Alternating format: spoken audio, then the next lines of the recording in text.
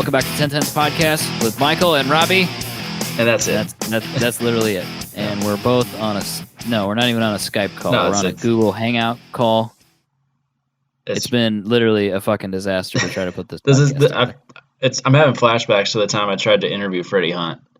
Because I was running. I couldn't get anything set up, and then I had to reschedule. And then I had to take work off because he's in a different country, and yeah.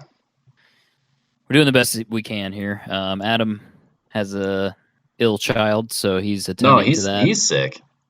Oh, he's sick? Yeah, because his kid was sick last week. Now he's sick. Oh, I see. Yeah, that's not ideal either. Yeah, the kids meeting other kids, bringing home diseases. That's what kids do, man. They like hang out and they give each other diseases. I mean, literally, that's what children do. Have you ever known a teacher or like dated a teacher? No, actually. They bring home the weirdest sicknesses. Because all the little kids bring their diseases to school, and then they give all the other kids their diseases, and then the teachers always bring it home. It's like a constant disease show and tell, whether you, agree to it or not. It's just happening all the time. It's like the sticky play place in the middle of the mall, except all day, every day, with colors and school supplies. My question is, and I've asked this question several times, nobody can answer it for me. Why are children always sticky? They're like always sticky. Like, what are they doing? Like they have sticky. You give them wet wipes and then they're immediately sticky again. And Adam could answer this, but I can't. I just don't understand. Like, people are like, "Oh, you should hold my child" or whatever. I'm like, "Nah, I know it's sticky. Like, I don't need you to give me the child to have this experience. I've been here before. It's the same thing every time. I'm just curious. Maybe someone can, kind of fill in the gaps on why the kids are sticky all the time. I mean, what age do you get to where you are no longer sticky as a human being? 12 maybe. It's gotta be. That's when people aren't sticky anymore. Maybe. If you know the answer to that, let us know in the consortium. How long are we going to be at the consortium? We're stuck with the consortium for 28 days because Facebook won't let you change group names anymore. That's probably a good thing, though. Otherwise, we change it every day. Well, yeah, and I think everybody was using it, would like change their group drastically for April Fool's Day. And then it wasn't funny, but the page owner thought it was funny.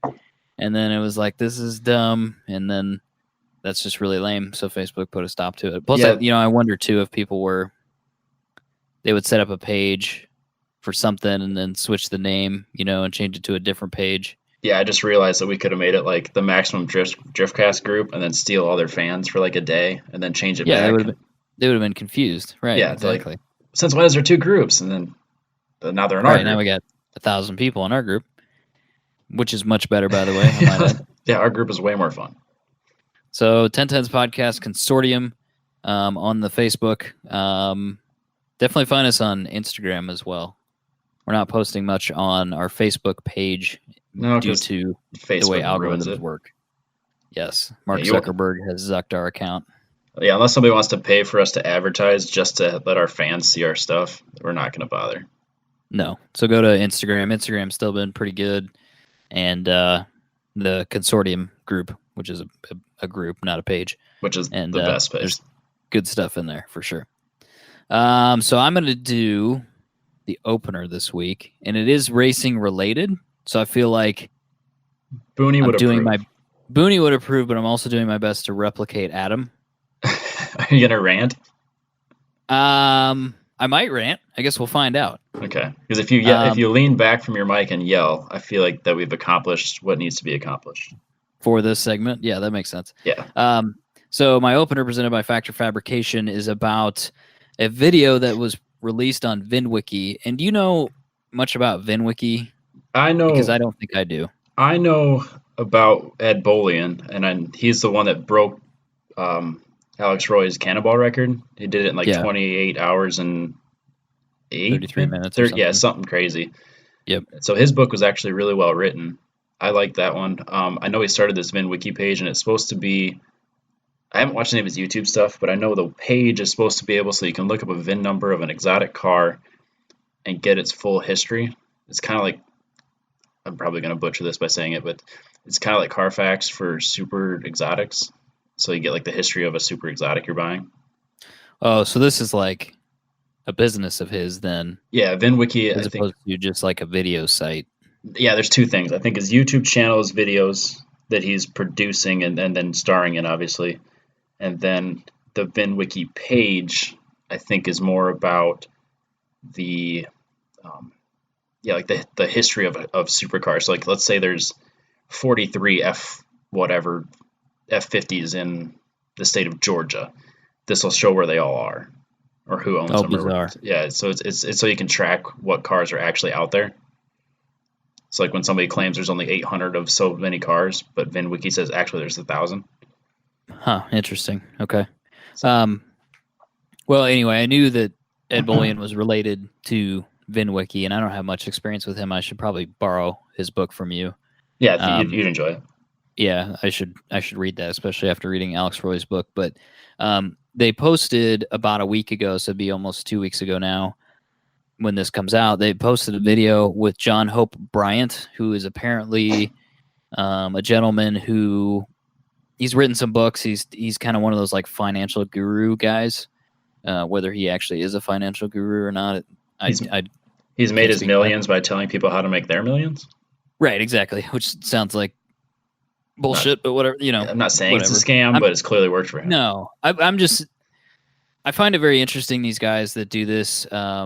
There's a guy named Dave something. I can't remember his last name right now, but these guys come up Ramsey? with like Dave Ramsey. Yeah. These guys come up with these schemes, His isn't so and much a scheme; it's a get out of debt thing. But yeah, yeah, but they come up with this idea, this financial idea, and then they write books about it, um, on like how to implement it. And I just wonder how many people it actually works for. I think yeah, Maybe it works. Maybe Dave Ramsey's more legit. Dave Ramsey's pretty Um, legit based on what I've seen.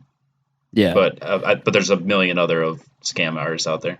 yeah, and I don't know anything about this John Hope Bryant guy. Maybe he's got some really great advice. Maybe he doesn't. I can't speak to that, but Let's assume he doesn't, just for the sake of this show. just for the sake of the segment.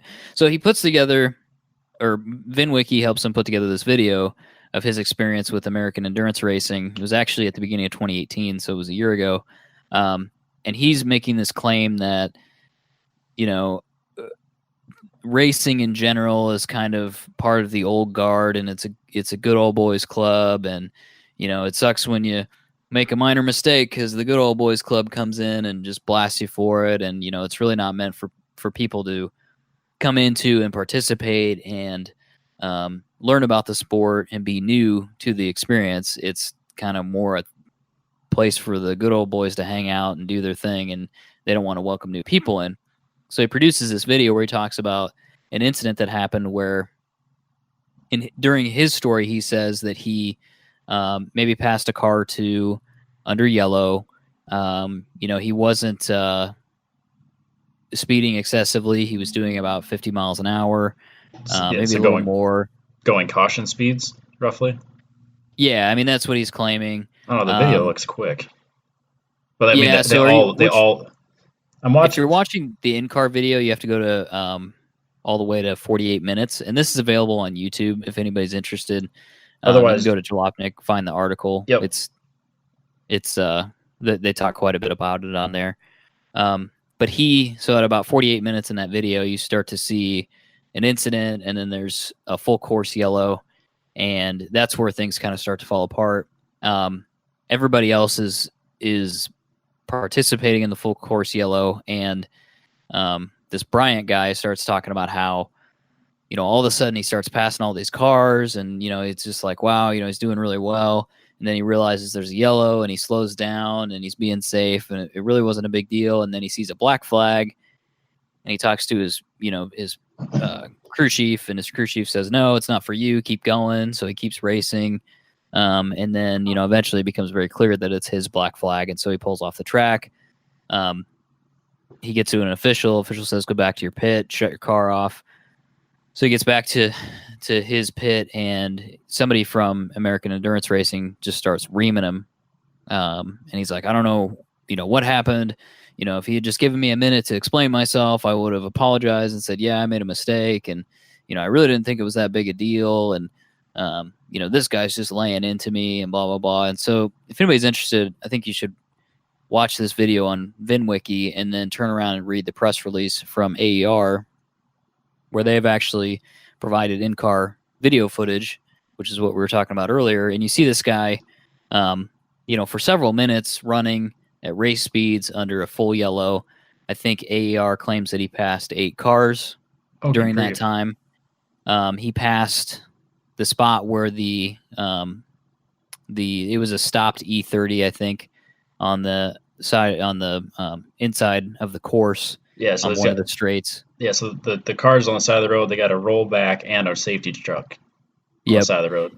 And he blows by there at about 100 miles an hour, so full race speed. And then they throw out a black flag, which is a little hard to see in the video, but they put out a black flag, and then eventually he figures it out finally that black flag's for him.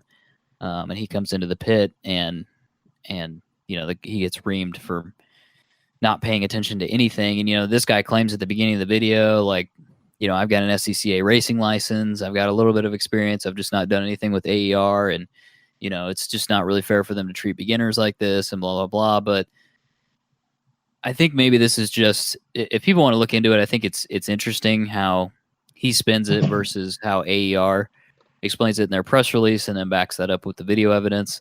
I guess I would just encourage people that if they're participating in track days, they're doing their first HPDE, maybe they're doing some actual competitive racing. They're getting into that their first chump race or whatever. Yeah, exactly. Champ car, whatever. Just be humble, because I think that's really where this falls down. This guy in this video, this guy talks about how he's an entrepreneur and he started 40 businesses, and he's started, he's philanthropic, and he gives himself all these titles like, entrepreneur, and he's a job provider, and he's a philanthropist, and blah blah blah. And it's very clear this guy's attitude about himself is he's the shit. Yeah. And so I think people should. I think it's interesting to look into this and just maybe there's several takeaways from this. First of all, the shit that people put out on the internet is not necessarily the truth, and also that if you're wanting to get into racing at any level, endurance racing, chump car or champ car, or whatever they're calling it now, and lemons or just track days or whatever, just be humble and be aware of yourself and where you are and where other cars are and what's going on with the corner workers. Because I'm sure, Robbie, you've sat through several meetings now where they talk about flags. There's really no excuse for not understanding what a flag means. No, and that's I guess I can see where if you go to an event and they assume, like, especially on let's just call this a champ car race or like an AER race, where it's at this level they assume the basics. I mean, because like in a HPDE or a PDX, they're going to go through the flags pretty substantially and make sure you know them. But even this year, like my first TT event, I didn't do anything. I didn't pass anybody under yellow, but I came into a turn and we talked about this last week where I missed it. I went from fifth to second and then spun. I never left the track and just kept going, and I didn't think anything of it because granted I wasn't going the right direction for a second, but I didn't get in anyone's way and I just kept going. And then come to find out, I got black flagged like 4 or 5 laps later. Because I think they kind of went on the radio and realized, hey, he didn't go in, and I definitely should have gone in because I totally screwed up. And in my eyes, I didn't go off the track, so I didn't break the rules, I guess. But by spinning out, they called that as basically going off track. So I got black flagged and had to basically explain myself, and it wasn't near a big deal. I wasn't passing anybody under caution or doing anything stupid, but yeah, just one of those things that I wasn't as familiar with the rules as even I thought I was. Sure. So I can see how stuff like that happens.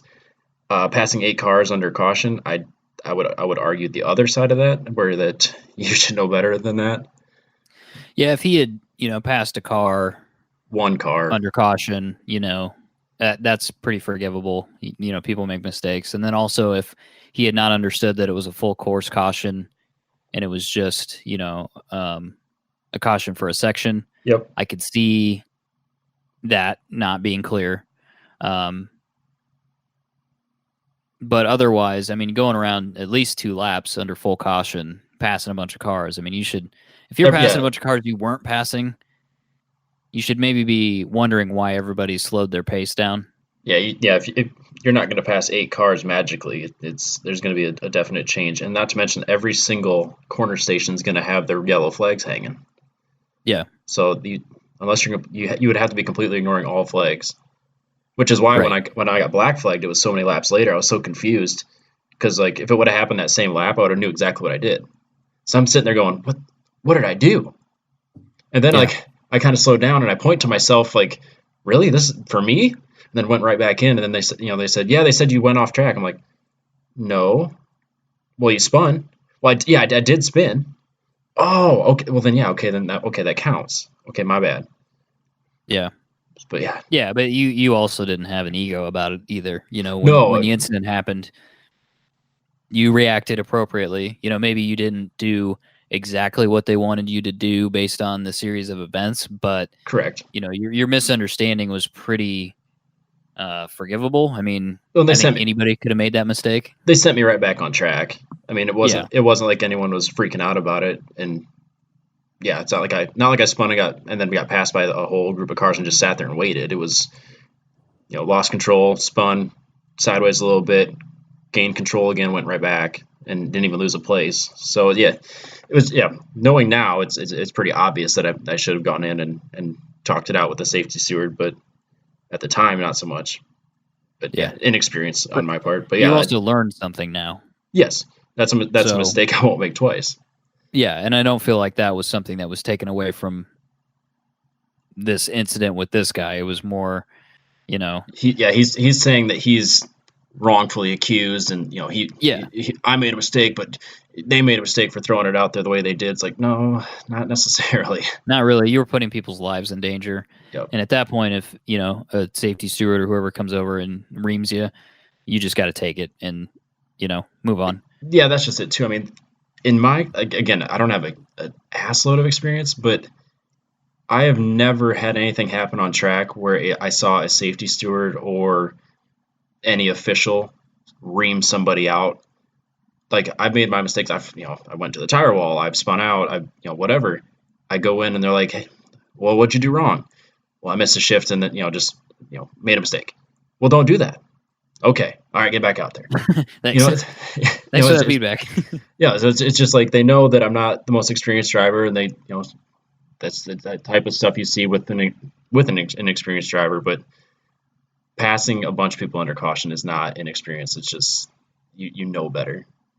Yeah, I'd be curious to know how he got his SCCA competition license. Yep. If he actually had it. He claimed that he did. I don't know if he did or not, but that's what he's saying. Right. Yeah, I don't know. I think if a safety steward is yelling at somebody, they probably deserved it. I've never in anything I've ever seen. Again, that hasn't been a lifetime of track time, but I think it takes quite a bit to get somebody that worked up. Yeah.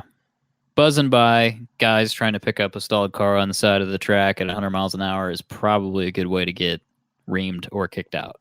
Absolutely. And rightfully so. Yeah, rightfully so. And AER apologized for their official maybe losing his temper. I think it's justified. I don't think that apologies really due, but no, I think it's just everyone trying to save face. Like they can go, well, he kind of overreacted, but at the same time, you were in the wrong. Because yeah, he's going 90. Yeah. When he's passing a stalled vehicle and immediately passes a car right after that. Yep. I mean, come on. Yeah, you've got no spatial awareness there. And actually, the steward that flipped out on him apologized to him later and invited him out for dinner, and he just didn't respond to him. So yeah, so there's obviously an ego issue here. So this has been talked about, contested online pretty heavily in the last couple of days, and it's clear that everybody agrees with AER on this deal. But I think that there's a learning opportunity for everybody. Yeah.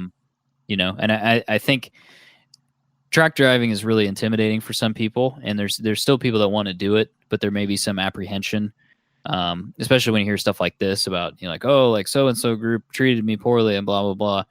I would encourage people to figure out how they want to participate, take that leap to get into it, and then just be humble and ask a lot of questions. Yep. And if you're ever not sure You know, if a black flag is for you, or if you need to pit or whatever, I would just lean The side of towards the caution. side of caution, and just go ahead and do it. And if you need to talk to somebody when you come in, do that.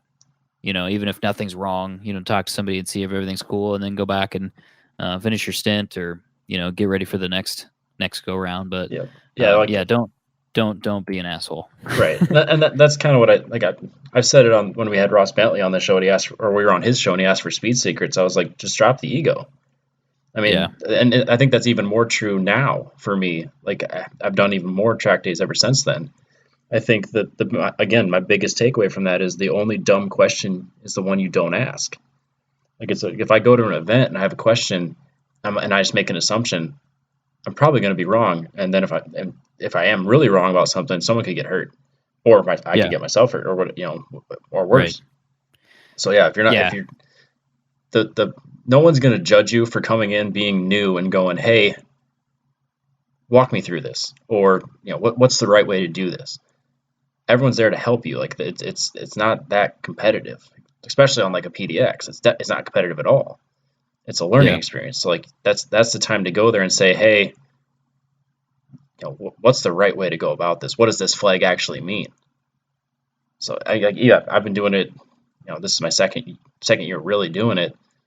I'm learning stuff constantly.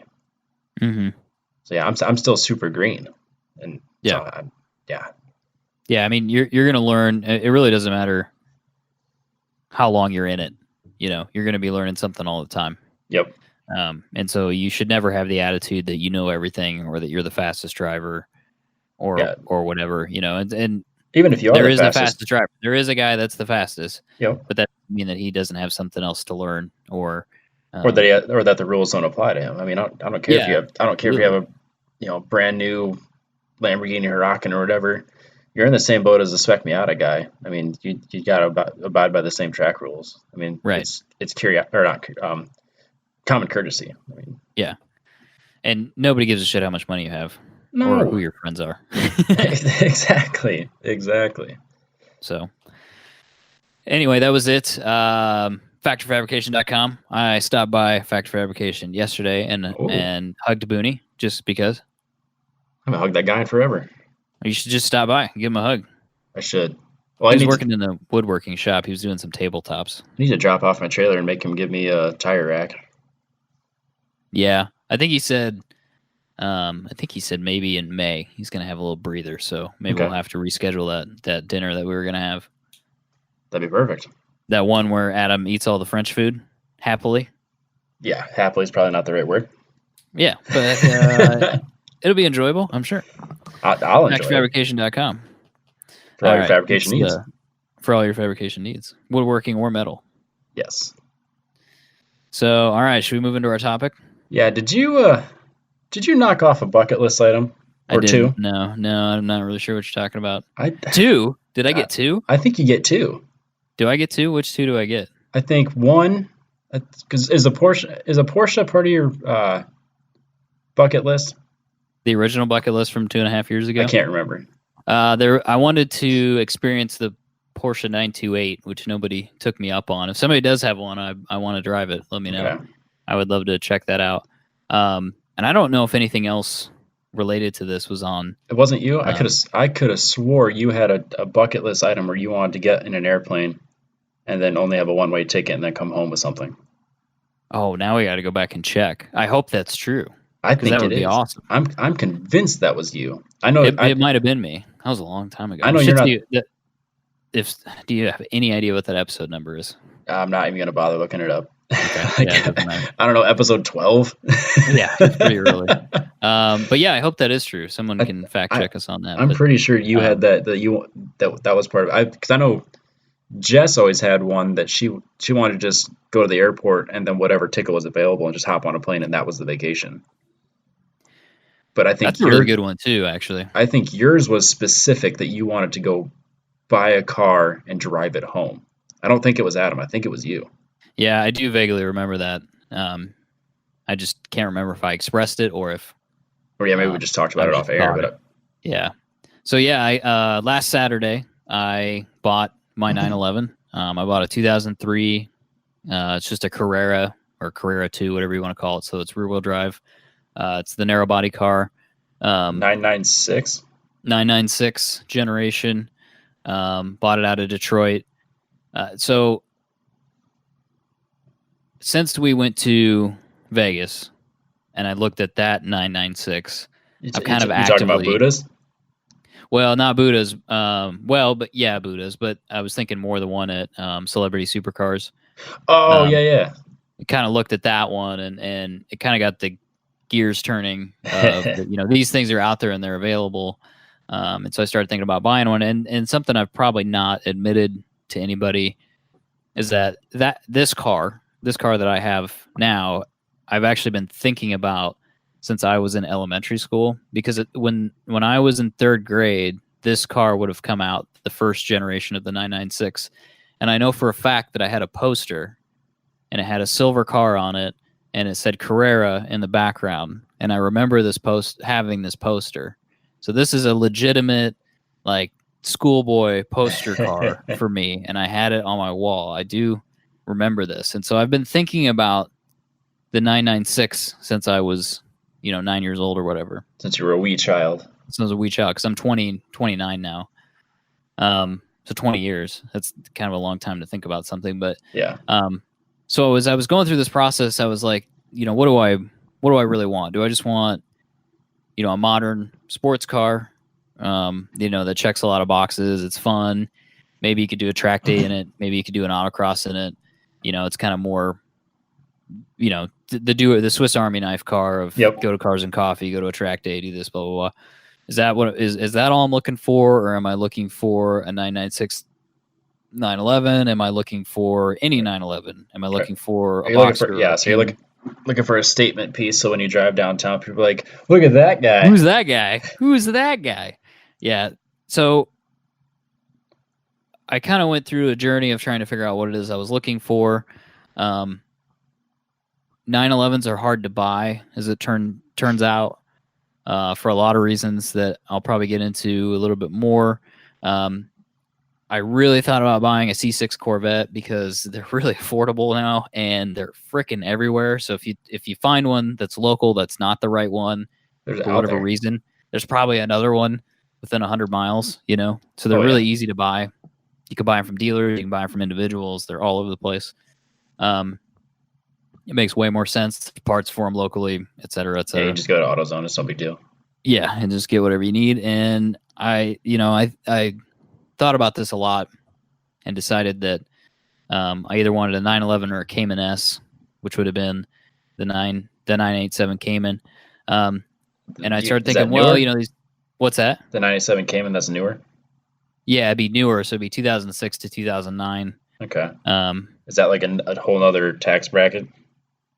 No, not at all. Really? It's very similar in price, actually. Okay.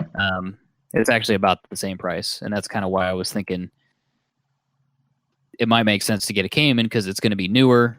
It's going to have just fewer years on the car. There's more of them. There's a shitload of them. It seemed like a better car to buy, and as I was looking into this, you find all this information online about these cars, and you start to decide, kind of what you're looking for and what your risk tolerance is for things and what you need for service records, et cetera, et cetera. Yep. And I talked myself out of the Cayman for a couple reasons. I talked to some of our friends that own Porsches, and they're like, if you want a 911, you want a 911. If you buy the Cayman, you're going to wish you'd bought the 911, or you're going to end up buying a 911 later. So just buy the car that you want. I said, okay, that's good advice. And then there's actually an issue with that generation of Cayman, related to bore scoring, so meaning the cylinder bores having issues with scoring. And I think this is actually a larger issue than the IMS bearing with the 996 cars or the 986 Boxsters. Not just going to lead to like early wear out of the engine type stuff? Yeah, basically. And it's basically a total rebuild if you have bore scoring. Yes. You're going to have to replace the cylinder liners, pistons, rings. And at that point, you're probably going to go through and replace most everything else. You might be able to save the crank and the block. But you might be looking at rods too. You're definitely looking at bearings for everything. You might be looking at replacing camshafts if they're worn. You're basically really deep into repairing this engine, and it's unknown when the bore scoring issue will pop up for you, and if it actually does pop up or not. But if you're looking at 987s of any kind, especially the Cayman S and the 997 911, something you need to be aware of. And then the other thing too is that you can get a bore scope done to see what the wear looks like inside the cylinders. Yep. But then as I was doing more reading, nobody can agree on what regular wear is inside the cylinder. So somebody may do a bore scope and go, yeah, it looks good. But the next guy might go, I don't know how I feel about that. So it's like, Jesus Christ, like what? This is ridiculous. So I went back to the 996 because that's originally what I wanted. I just stuck to it. And I found a car in Florida that I was very, very close to getting bought. I tried to get a deposit put down on it about 3 weeks ago, and it got snagged from me by a local guy who had actually said that he didn't want it, and then he called the dealership back while I was trying to work my deal out and said that he wanted it. And they're like, well, since he's local and he can come pick it up on Tuesday, we got to sell it to him. I'm like, that's kind of shitty, but yeah, fair enough. It was a 1999 car. So it would have had the smaller. It's got a 3.4 liter engine instead of 3.6. Makes like 25 less horsepower. It's got some other. It doesn't have some of the updates that the newer one has. So, whatever, fine, okay. So I found this car out of Detroit, and when I found it on Auto Trader, I think, and I guess I was like, he literally posted it, and then I replied to him immediately because I was on Auto Trader when it just kind of popped up all of a sudden. But it was, it was within mileage. It was a good year. It's had all the proper service work done on it that you want to see done on 996s, like the bearings, and there's some other seals and some things that are good practice to replace. It's got a new clutch and flywheel. It's got a lot of other stuff. And I was like, this is great. Like, I'm going to jump on this car. And I sent him an email saying, I seriously want to talk to you about this, and I want to put a deposit down if you check all these boxes that I'm looking for. I want to give you some money to hold it until next weekend because it was Sunday. Yep. So I talked to him. Wait. So he posts this ad, and like within 5 minutes, you send him an email that says, "Hey, I want the car, or I guess want to buy the car. I want to buy the item, but I'm not local, so I need to send you some money. So I need your bank account information." Yeah, I was that guy. Because that's what I was. Every time I post anything on anything, it's like the first 4 messages are always fake. It's like, "Oh, I love your item." What item? Well, yeah, at least I said 996, so that was good. But yeah, I was definitely that guy. He said I actually replied to the post before he got the listing confirmation from Auto Trader. Like, that's how fast I replied to that post. So well, then he knew he had you. Yeah, and he knew he had me. So I talked to him on the phone, and I was like, "Yeah, I want to get you, $500 or whatever to hold the car if you're agreeable to that." He said, "Yeah, that's great." And then as I'm going through this process, I learned more about this guy. He's actually British, living in America. He's worked for the auto industry for like 35 years. He just retired. He's an engineer, and so he is the most anal human being I've ever seen with maintenance. And he handed me this book. Yeah, exactly. He handed me this book that has every receipt for any dollar spent on that car, including stuff like trim screws. He has receipts for trim screws. That's so I was incredible. like, all right, this is probably most definitely the one. And I didn't know about some of that stuff until I got out there. But so I gave him the money. I'm like, great, sounds good. He and I go back and forth throughout the week, just kind of talking about some things. And he was the first owner, wasn't he? What's that? He was the first owner? Yeah, so he bought this car new 16 years ago. Jeez. Or 17 years ago, whatever it was, which is awesome. I mean, his name was on the original. I mean, the title, it's only had one owner. It was his. Yep. So it's on the invoice for purchasing the car. It's got his name on it. Good grief. Which you don't freaking see at all. You don't see one owner 996s. At one point, I saw a car that had 10 owners. I shit you not. I was like, gee, how's that possible? Yeah, you don't want that whore. You want one of them. No, not at all. So, he and I go back and forth throughout the week. I don't have buyer's remorse, but I start to get really nervous. I'm like, because I have to, I spent it's like not $400 on the plane ticket, which is absurd to fly from Des Moines to Detroit. Especially when you can fly to anywhere else after Detroit for $405. Yeah, exactly. For less money than you paid for this stupid direct flight ticket. Yep. So I just start feeling like, oh man, this was not this is a bad idea, but like if I get out there and I don't like this car for some reason, um, Yeah, because you literally I'm you out there. committed. Yeah, Like, you committed sight unseen. right. In all reality. But I did have an inspection report because he had, I think, an acquaintance had expressed some interest in buying it last fall before he had stored it, and so they took it into an independent shop and had an inspection done. So I knew the condition of everything basically, and then I had a lot of his major service records. So I was, at the Pretty time when I gave him confident. the $500, I was convinced that that was the car. It just when I got to Friday and I'm like, I have to get on a plane tomorrow, and I have no plan for getting home if I don't buy this car. I'm less convinced now that Yeah. like that I'm less committed than I was last Sunday. But I mean, it all worked out. I got on the plane, flew out there. He picked me up at the airport in the car. He took me to lunch, which was really nice. We went through the service book. He has every document for everything on the car. He's got the original 3 keys, including the valet key. He's got the original hang tag that hung on at the dealership with the 03 Carrera, blah blah blah, which is really cool. And then we went back to his house, and I said, yeah, I really need to buy this car from you, so let's figure out how to get this done. He has the original floor mats, which he never used. Yep. He literally took them out of the car to save them. That's more common. I've noticed. Is it? Not necessarily with Porsches, just in general. I'm seeing that with people that'll buy a nice car like that and pull the floor mats. Like, I mean, like with a truck or something, you'll put in like rubber mats that you're gonna get dirty. Yeah. But I get that. But like, I've seen people do it with like Z's and stuff, or like even 240s. They'll save those. Yeah, I guess I don't know. When I got the Genesis, I used the floor mats for a while. Yeah. Before I put rubber floor mats in it, but right. It was during the summer and I didn't think anything of it. But so wait. So yeah. So where does two Porsche enthusiasts go for lunch to discuss the purchase of said Porsche? Bravo's, the Italian restaurant. Of course you did. I was thinking of like some sort of high society hoity-toity? Yeah, it was a little hoity-toity. It was like, I will admit that it was quite the move of us being at Bravo's, which, if people don't know, is a chain, but it's a pretty nice chain. Did you get some sort of like cappuccino, not cappuccino, like a latte where they draw shit in the foam? No, I didn't do that, but we did have a starter course. Okay. And then a main course for lunch, of course. What color wine did you drink? Oh no, we didn't get into wine. It was still lunch, Robbie. Okay, what mimosa did you get? No. You got to celebrate with your champagne. Tea.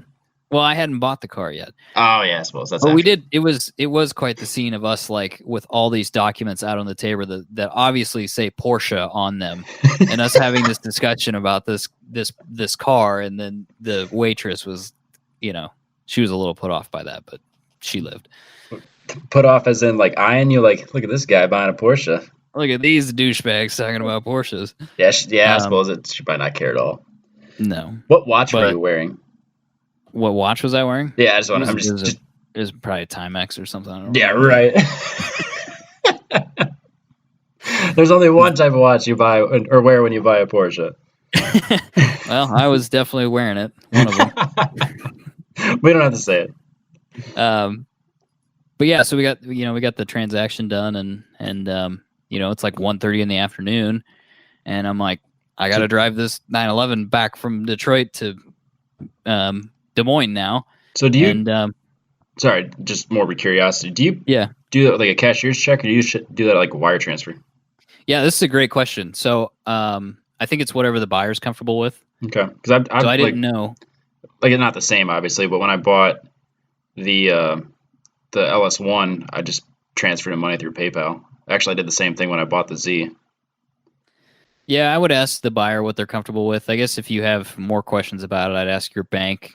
My fear with a wire transfer is I don't know how you would initiate it on a weekend. Right. Maybe there's a way to do it through like an app. Yeah, there's enough money transfer apps now. It might not be as big a deal as it was even 5 years ago. There is a I did some research on it because I wondered about doing like an escrow account, which you could totally do. Right. But it's I would like to see Wells Fargo set up the escrow and have the money go in there, and then have both parties sign off on it and take the money out. You're like sending it to escrow are us, and you're like, this seems sketchy for me to put like multiple thousands of dollars in, Yeah. and have it go off into the internet and not know like where exactly it's going. Yep. So I didn't feel comfortable with that, and he was comfortable with the cashier's check, which is cashier's checks are guaranteed, assuming the check is not fake.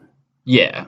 So it's not like there should be, in theory, there's no risk to the buyer or the seller if they get a cashier's check that's correctly filled out. Yeah, because that's how I bought the 240 was a cashier's check.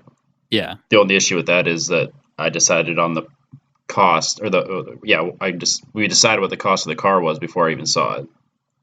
So I thought of a solution for that. Okay. Yeah, I am curious.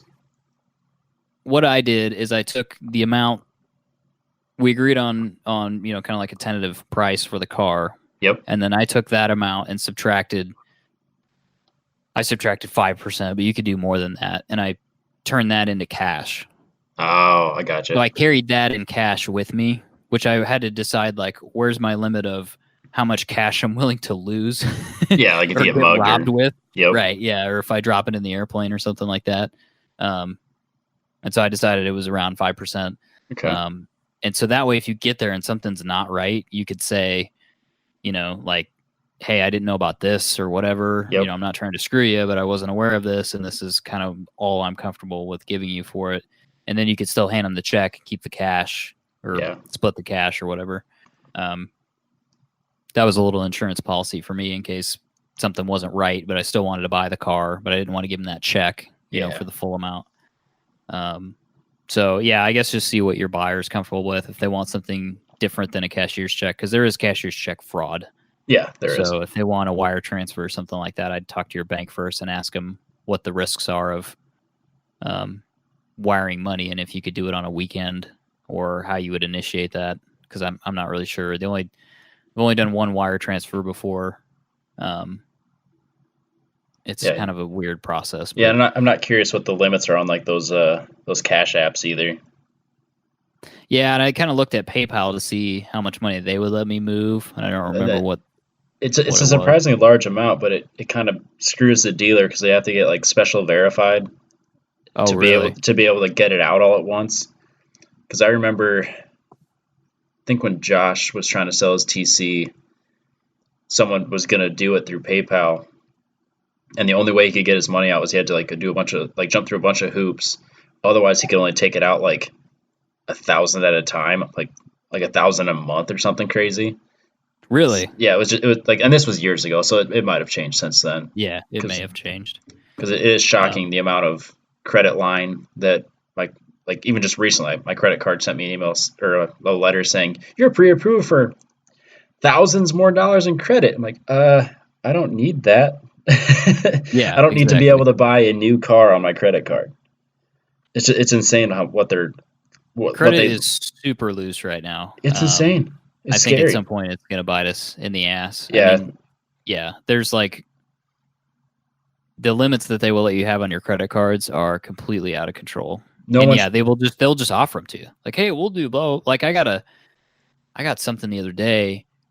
So like they've given me an insane limit on my credit card, and then they're like, not only that, but we will give you like $15,000 for an uncollateralized, loan. Yep. 4% or something like that, and you're like, Jesus Christ, like they're just like giving money away almost for free. It's crazy. Yeah. Right now it's just really super weird. Like I would like almost on the same day, PayPal sent me a credit limit increase, and then so did Chase. And I'm like, I don't need either of these. Yeah, I get ones for I don't need that. Chase and Capital One like weekly. At least one a week. Yeah, I don't know. Hopefully people are being responsible with their borrowing and lending practices. Well, hopefully the people that listen to this podcast are. Yes, please. That'd be great. Make me feel better. Yeah. So yeah, it's like 1:30 in the afternoon, and I've got to drive this Porsche that I don't really know much about, back to Des Moines. And after driving the car, like the thing I was probably most worried about was maybe not that I wasn't going to buy the car, but it was that something bizarre would happen on the way back, and I'd be like 500 miles away from home, and now I got to figure out how to get this thing the rest of the way home. Yeah, like smucking a deer. outside of Yeah, Chicago. like hit a That's deer, always a or fear. this car has not been driven this much for like 2 years now. All of a sudden I drive it this far and something weird happens, and just Yeah. something maintenance happens that nobody's expecting, and I have a problem. You're a little more superstitious than I realized. Yeah, Because you wouldn't even talk to us about it. Like we knew you were doing it, but yeah. you wouldn't post a picture about it. You wouldn't talk about like how she drove or Nope. anything until it I was wouldn't in even. I your was almost home, and I wouldn't tell you guys that I had the no. car. It had well, that's just it. Like if an accident's gonna happen, it's gonna be like a mile from your house because that's Yeah, how luck goes. Just get I think I was still less worried about the accident, more worried about maintenance or something it weird. breaking down for some weird reason. Yeah, like a wheel Here's the bearing problem with falling the off. internet. Here's the problem with the internet. Where do you start? Here's the problem on the internet related to cars. Every problem, whether it be minor or major, is turned into an absolute life or death scenario related to cars. Yes. So I guess we can get into some of this if we want to, but this issue with the IMS bearing, I don't really want to talk about it a whole bunch because I think that it fuels the fire, but I think some things that people need to take into consideration if they're looking at this generation of car, I would encourage them to, if that's what they want, I mean, just do your research and look into it. But, if you want a Boxster from this generation, or you want a 911 from this generation, or even the 997, the later generations, those still have IMS bearings. They're different, but they still have them. Just do your research and then understand that a lot of the narrative about the bearing has been created by a company. I won't even say their name. It was created by a company that profits off of you replacing the bearing in the car. So this company makes a bearing that instead of being like the stock bearing, there's a couple different types of them, but it's a it's a steel chase with steel bearings on the inside. They make a steel chase bearing with ceramic, or steel chase with ceramic bearings on the inside, and they claim that this fixes the issue. So yeah, there was some that came out that had issues, and then they saw an opportunity. There's a certain window of cars that had issues. There's a broader window of cars that have a bearing but have really had little to no problems at all. But their narrative is, hey, we make a replacement bearing for all three of these types. If you don't buy one, your car's going to explode. And I actually I found another car that didn't have a replaced bearing because mine's got an upgraded bearing in it. Yep. And I called them and I said, hey, I've found this car. Can you give me some advice on what I should look for, and if I should bring this car to you to have this bearing replaced, and what you would charge me for it? And they were out of Chicago because that's where the car was. Yep. And they said, they're like, how many miles are on the car? Oh, 65,000. What year? Blah, blah, blah. And they're like, yeah, really not sure why that hasn't failed yet. I would really recommend getting that in here and getting it replaced. And it's not that I didn't want to replace it, but I'm sitting there thinking, like, this guy's going to make like $3,000 off of me if I bring this car in immediately. Yep. Immediately. At least $3,000. Right. And I was like, that's not, there's a profit incentive there for him to tell me this about this bearing, that this bearing is for sure going to fail on me if I don't give him $3,000. And that's kind of bullshit. And it's a scare tactic. Yeah. And I called Beckley. You don't want to deal with it. That does European, they service European cars of all types, for the dealerships that we don't have, those types of cars here, Maserati and Porsche and all that stuff. And I talked to that guy and he said, here's the deal, dude. I've replaced one IMS bearing. And he's like, I've been doing this for 28 years or something like that, longer than those cars have even been around. And I've replaced one bearing and we knew it was failing. And he's like, I'm not even going to quote you a price because I don't even have the tools to do it. I rented them last time. Jeez. And he's like, I've never seen a catastrophic bearing failure and I've only replaced one. So my advice to people is just do your research and find what you're comfortable with. If you're comfortable with buying a car that hasn't had a replaced bearing, just kind of know the warning signs because they don't fail immediately. Yeah, I was gonna say they're not just gonna let go and explode. You're gonna get there's warning signs. It's got to be similar to maybe not the same, but like similar to like a wheel bearing where it's gonna start to make noise and then it's supposed to make a louder noise and then it's gonna get worse and then potentially some deposits and things. There's again, just do your research. I don't want to continue to like scare tactic it. Yeah, I just think just know what you're getting into. know where your risk tolerance is, know what you're comfortable with working on, know what you're not comfortable with working on, and then just go into it with that in mind. And if you buy a car without, just know what it's going to cost to have it done, or if you don't care and you're cool with it, then just go and just be a diligent owner that does his maintenance and watches for warning signs. It's not just going to up and explode on you one day. That's the other thing I hear about it. It's bullshit. It's not true. No. Just do a little bit of independent research. So, but yeah, anyway, the car's home. It literally needs nothing mechanically. I'd like to do a little bit to it to kind of touch it up. Well, based on the pictures, it doesn't visually. even need that. I think you're already that anal Porsche owner. It's like, yeah, I am the being wheels don't anal, even have dust on them. They're perfectly polished in every way. Yeah, I am being a little bit anal. There's a couple things I want to touch up, a couple paint chips. It is 16 years old, so I try to remind myself that, hey, this is a 16-year-old car. Well, the paint's not going to be perfect. And it shouldn't be, because I think as soon as you get it to where you think it's perfect, then every single flaw stands out, and then you're going to be super worried about it. Yeah, very true. So yeah, you don't want a perfect car. No, I don't. I want one that you can enjoy. I can enjoy. And that's the thing that's the little bit of the internal struggle that I've had with this. It's like, oh man, I've really wanted this car for so long, and it's a struggle between, should I preserve it or should I just drive the piss out of it and not worry about what it does to the value? Like you get into this weird space of, if I drive this car, it may cost me X amount on the backside or whatever, and that's not what it's about. Like it's about enjoying the hobby and motorsports and all this stuff, and know what your budget is, I guess. But I don't know. Stop worrying about shit like I'm gonna have to do these maintenance items, and it's gonna cost me $500 this year to do it. Right. It's not that big a deal. Or like, it's going to cost me $500 that just disappears. Like I won't get that out of it if I sell it, or if I put 10,000 more miles on it, it's going to cost me this amount of money when I sell it. Yeah. And I think if you're too worried about the resale value of your car, you're kind of in it you're worrying about the wrong thing. 'Cause then you're not even going to enjoy with the car when you do have it. Yeah. But that's, that's the shitty thing about a nice car.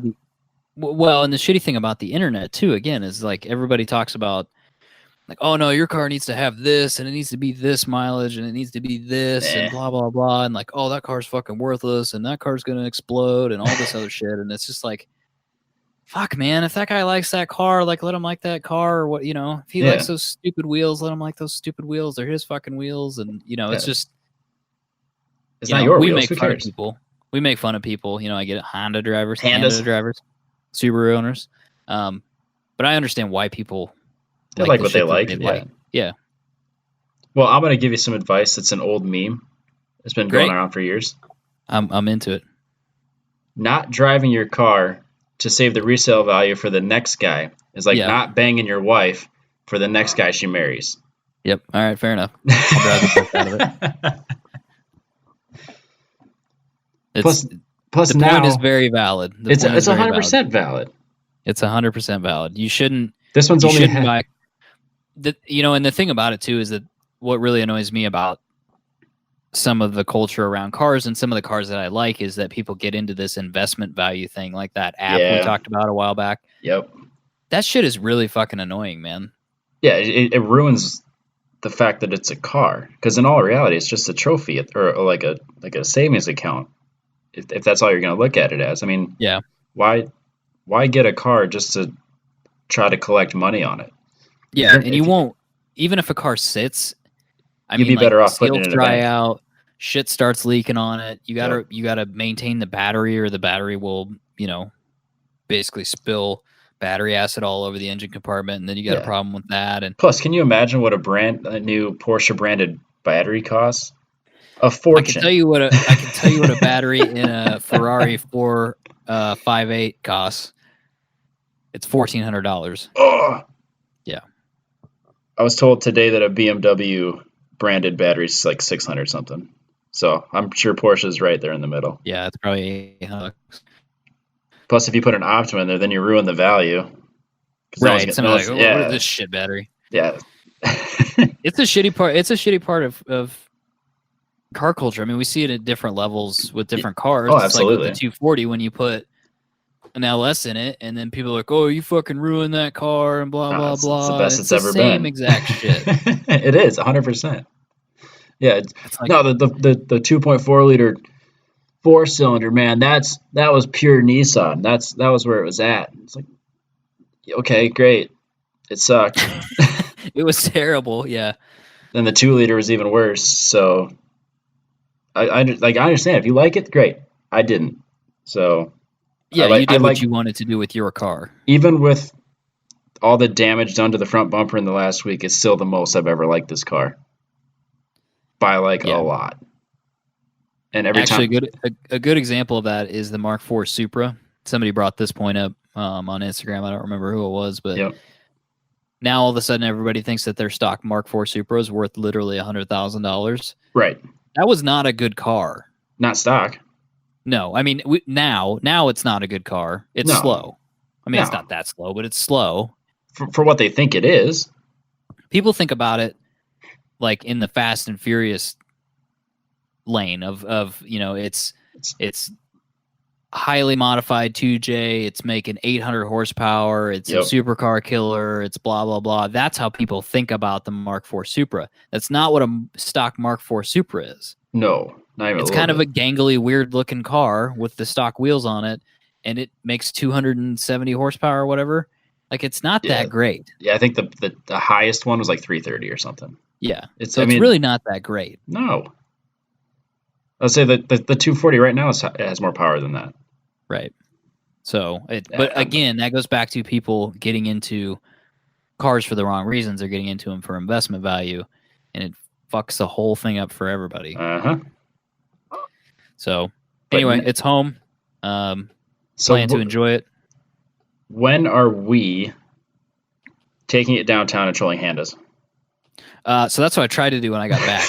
I I saw you were downtown. Like the I first thing literally you took it did. downtown in my. So when I drove back, I actually did really well as far as, my kind of mental clarity, because Okay. you're in that car for like 10 hours. That is a by long yourself. time to be in a car. And that car is kind of heavily sprung. So at one point my neck started to hurt. I mean, it's actually, It's pretty stiff. yeah, it's pretty stiff. I mean, people are like, oh, you'll want to put coilovers and blah, blah. I'm like, I don't really think it needs anything. This car, Yeah, and you're not tracking it all the time. no, So no. I mean, I'm like, there's this really is pretty for a stock car, and this car is super stock. It's amazing.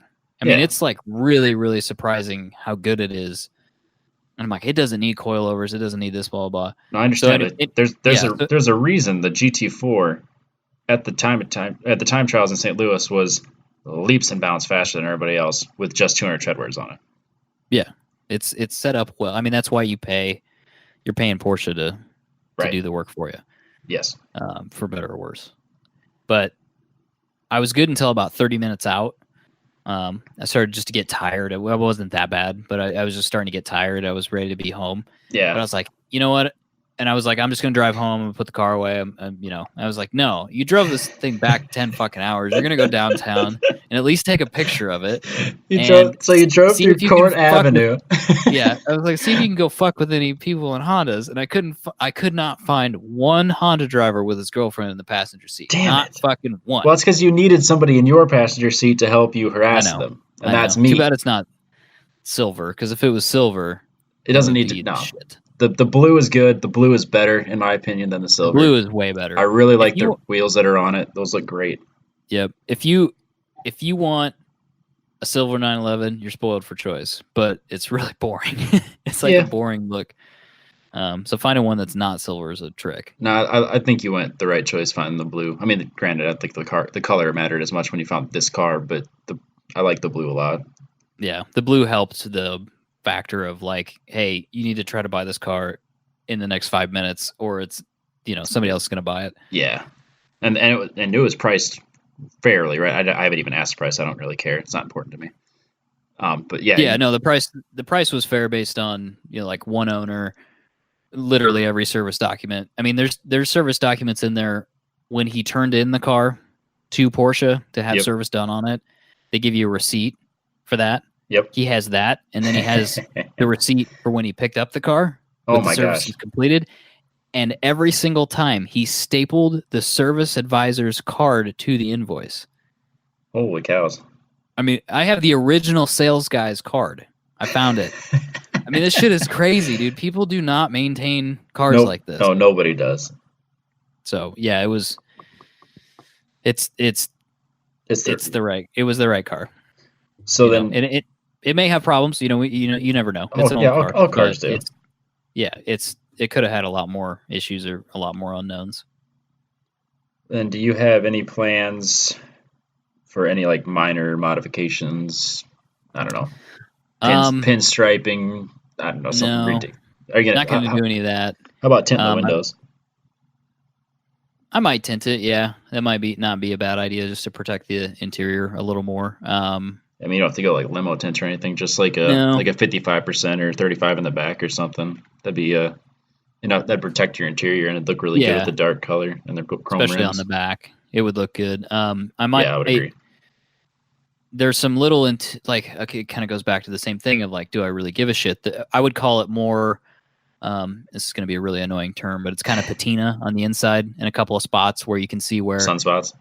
he kind of missed getting the key in the ignition, which is on the left side, which is fucking sick. What? So, like, yeah, all Porsches have the keys on the left side. Like by the door. Yeah. But why? It's so when you do a Le Mans start, you know about a Le Mans start? Yeah, so you run and jump in the car, so your left hand Right. puts the key in the ignition and the right hand goes straight to the shifter. Right, and puts it in first gear at the same time. So you can put the key in and put it in first gear at the same time, start and take off. I'll allow it. I think it's wonderful. It's fucking it's not a push button, it's a turn key. Yeah, it's actually put the key in the dash, not in the column, in the dash, and turn it. Oh yeah, yeah. It's so race car. It's legit. It's great. But yeah, there's just some little like patina, just like use on the inside. You can see, somebody's used it. Steering wheel's in great shape, seats are in great shape. Just a little bit of. You can tell somebody sat in it though. Yeah, definitely. Which is that's good. But so it's like, oh, should I replace this or blah, blah? It's like, no, like don't do it. You're right. Just use it, enjoy it. Yeah, I mean, dude, make it your own. Like, yeah, if you want to, I would tint the windows, but that's again, I like tinted windows, but again, that's not me. That's not yours. It's your car, not mine. Yeah, I probably should. Like I said, just to kind of protect it, and it'll look good. Does it look good? Just tan leather? Is it tan or brown leather interior? Tan. It's tan. Buddha's was brown, which I didn't realize. Yeah, his is not the same color as mine. No, yours is more like a light sand color, and his is more of like a brown leather brown, like a basketball. And I didn't realize that until he pointed it out to me. He sent me his, I don't know if it was his option list or what it was. And it's like Savannah brown or something, and mine's not that. I don't have the. Yours like Sahara tan. I do have my option codes. Hold on a second, because this is something you have to know. Like I sent it to JB. How do you not? JB was one of the few people that I told what the car was and sent him the picture of it, and he goes, "Is that midnight blue metallic?" And I'm like, "You're a fucking nerd, dude! Like, how did you know that?" Because I was like, "I don't know," and I pulled the thing up, and then I was like, "Oh shit, it is! Oh no, wait, I'm a terrible nerd too. It is Savannah beige." Is it? Yeah. That's awesome. Yeah. Oh well. Beige. Does that hold up better than black or a darker color? I think the black does better. I think the gray doesn't do super great. The gray interior for some reason doesn't look super good. I'm not a fan of the gray. The tan works. Like even the brown works on like some setups. Like for some reason the red, like a red Ferrari, red Porsche with a brown interior works. Yep. But the black always works for me. But yeah, the tan works. The black looks good, but black on a navy car maybe wouldn't have worked. Be awfully dark. Everything would be dark. Yeah, the tan really works. It does. The color turns purple sometimes. Yeah, based on this is part of Anyway, now we're just nerding out over. Yeah, we're nerding out over Porsche color option codes. Adam's having a fucking stroke somewhere right now. He's like, what has happened to this podcast? I can't decide. When we started it was about cheap Fiats and Omnis and slow 240s, and now we're talking about Porsches, and he hates it. I can't decide if it's better or worse that he's not on the show, so I could just let you go and tell every detail about this car without any interruption from anybody. Just let you go. Yeah, I know. People have already skipped forward to the news or stopped I don't listening. care. It's our show. It is our show. If we It's your want to and my talk show right now. if we want to talk about Hey, a Porsche, you know what? You think about a car for 20 years. You start your own fucking podcast. You can talk about it for 2 hours. That's your prerogative. I'm good with that. If somebody shows me a poster on their wall of the car that they wanted and the car that they own that's the same car, I will let them tell me about it for 2 hours. So I'm trying to find the poster, but I had a book when I was a kid that was a Porsche book. And I think that's really what started this issue. I Was when think my parents bought me this probably $10 book. So my thanks for that, brother I has, guess. yeah, my brother has a silver hat. I don't know if he still does. It's probably in like an old closet at my parents' house. But like a 1/8, no, 1/16 scale, like a foot long model of a silver car just like yours. Oh, really? So like him buying one like that just like yours or like a silver one just like yours, I think would be the same thing. I don't know if he's still into Porsches like he was when he was young, but literally the same thing. Same age. That model was in his room his entire teenage years, everything. I bet it's still the same spot. There was a video game called Need for Speed Porsche Unleashed. Oh yeah, PlayStation 2.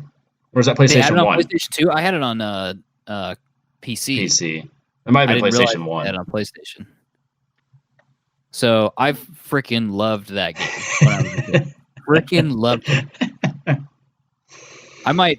I don't know where mine is. I might buy a copy of it off eBay. No, don't do that. That's my Christmas present during our December episode. Shit, right. You gotta wait till at least next year to buy one.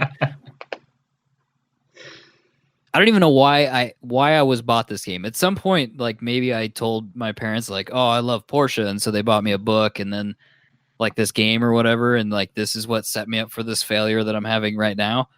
But Well, then you haven't sold any vehicles. You just added to the collection, right? yeah, so this is interesting. So I'm ready to part with my Camaro. I saw that you moved that to the shop, and I wasn't Yep. sure if that was part of this. I didn't ask. I figured I'd ask on the show and put you on the spot, I Yep. guess. No, I'm ready to let it go. We're working on it to get it so that it's kind of ready to be purchased. The 68 Camaro will probably go also. The green Fiat for sure will go. Yeah, Um, you've been talking about the Fiat going for a yeah, while. it's just a matter of working on it. What I would like to do, since we don't really know what's happening with RPM right now, they're working on it. It's getting closer, but There's it's going to still be a lot of water. It's not on the track, but that track is still covered in water. and the levees are not fixed from my understanding. So No, if and we have that's torrential not. downpour, it's going to be back in the same Yep. scenario again. So what I would really like to do is get the green Fiat fixed, get it out the door, and then the 68's my dad's. If he wants to let it go, then I think we should get that ready to go and get that on Bring a Trailer. Both of them on Bring a Trailer. Yep. And then at that point, if he wants to keep the 79, I'll just let him keep it, or I would like to sell it. I was trying to figure out, like, okay, so if I sell it, I would like to sell it to, like, choosing your seller is a weird thing. It's not really an option. That's not, you can't really do that. I would take a hit on it value wise just to sell it to, some 21-year-old that I thought like really loved it, like really, really wanted it. They were going to work on it. Yeah. Like I would take a hit on it so that they could own it and enjoy it and, have that fun that I had with it. Yep. Then I was trying to figure out if I should donate it to a tech school. No, because then it'll just end up in a scrap heap eventually, honestly. Really? Because having gone to a tech school, those cars do not get taken care of. Like, really, it'll either never get touched or it'll be touched too much. And then someone's going to take that engine out and say, I'm going to rebuild it. And then they get halfway through and realize, I don't know how to finish this. And then they throw all the extra bolts into the piston and then bolt it all back up. Because that's what happened. Like, even there's a not brand new, but there was a North Star V8 when I was in Minnesota. So it's a handful of years ago. And then I was like, you know what? I'm gonna completely tear down this North Star V8 and put it all back together. Because as far as they knew, it was a complete engine. And I challenged myself. I was gonna not air quote rebuild, but like I was gonna completely disassemble and reassemble a North Star V8. And I got halfway into it and realized there are so many parts that they just threw into the piston and then bolted it back together. And it just destroyed. Like all parts were missing. There's no way I could have reassembled it correctly without buying parts, and obviously that wasn't an option. Yikes. Okay. So like even So that's not a good idea. Yeah, so like they like those Vipers or those Crossfires that got donated by Chrysler Dodge. Mm-hmm. They were either nice enough that they wouldn't let the students touch them, so they just sat, and then the teacher would kind of point things out on them and like basically do nothing to it, or they would eventually get to the point where Dodge would say, "Yeah, you can't have these anymore," and they crush them. So it's just, I would recommend not. There's no good end there to that then. No, I think your heart's in the right place, but it's not going to end. You're going to end up being really pissed off if you find out what happens to your car. Yeah, fair enough. Well, I guess if somebody like is really dead set and wants it, they should let me know. Yeah, hopefully somebody on the group. It'd be cool to keep it in the podcast family. Yeah, if somebody wants to buy it, let me know. Yeah, I just want it to go to a good home. I don't have any issues with selling it and then like, oh, I'm going to miss it or whatever. It sat for such a long time. I think I'm over that. It's just a matter of I want someone to have the same joy that it gave me at one point in my life. Yep. For me to let it go. I don't want it. Basically, I want someone to save it from me. Where it's just going to sit and not, and just get worse. Because it's been has it been 2 years since you've driven it? Almost? Yeah, it's been 2 years. I had an issue with, I think what happened, I was concerned that it was dripping oil into the cylinders through the valve guides. Yep. I think what was really happening was the floats got stuck open and it forced fuel into the cylinders. Because when I pulled the plugs, they were wet. Oh. So I was like, oh man, something bad happened here. Yep. So I just put it in the garage and didn't do anything with it.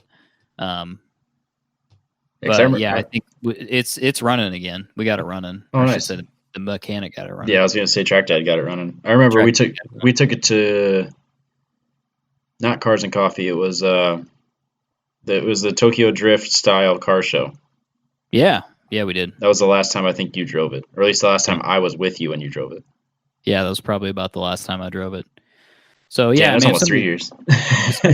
they really want it, or they really want the green Fiat for whatever reason, hit me up. If somebody wants the 68 Camaro, that one's going to have a little premium on it because it is a really well put together car, and it's got a 383 and some other shit and fuel injection and blah, blah, blah. That one's going to be a little pricey, but yeah, that's a nice car.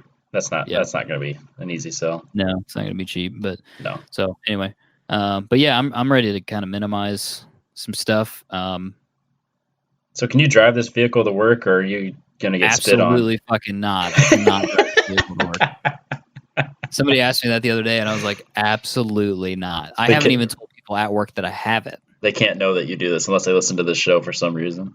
Right. It's people are weird, dude. Like, okay, no, I get it. I get literally it. The cheapest 911 model of 911. Well, close to the cheapest 911 that you can get. It doesn't matter. People go, "Did you hear Beck bought a fucking Porsche?" Like that's all, and it'll just be fucking just people bitching and moaning and fucking blah blah blah. You're gonna be just like Lucas, where when he bought his GTR, he gets thumbs up every time he drives it, but when he drove his Porsche, he got flipped off.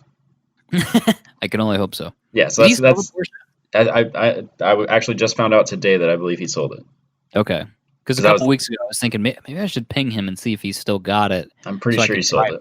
Yep. I think I want to drive the turbo. Yep. No, I'm pretty sure he sold it, and I think he still has a GTR. He's been driving his FRS a lot, so I'm not sure. I haven't talked to him in a bit. Yeah. The other issue with this whole thing was that I have until Saturday I'd never driven a 996. So I was like, what if it's terrible? Like, what if I hate that one? Because everybody bitches about the 996, and I was like, what if it's really bad? But as soon as I drove, I was like, okay. Nah, you're fine. Yep. Everybody bitches about the 996 because they're a bunch of fucking haters. Why is that? What's different about this one that people didn't like? I can't remember. So there's a few things. This is like the first,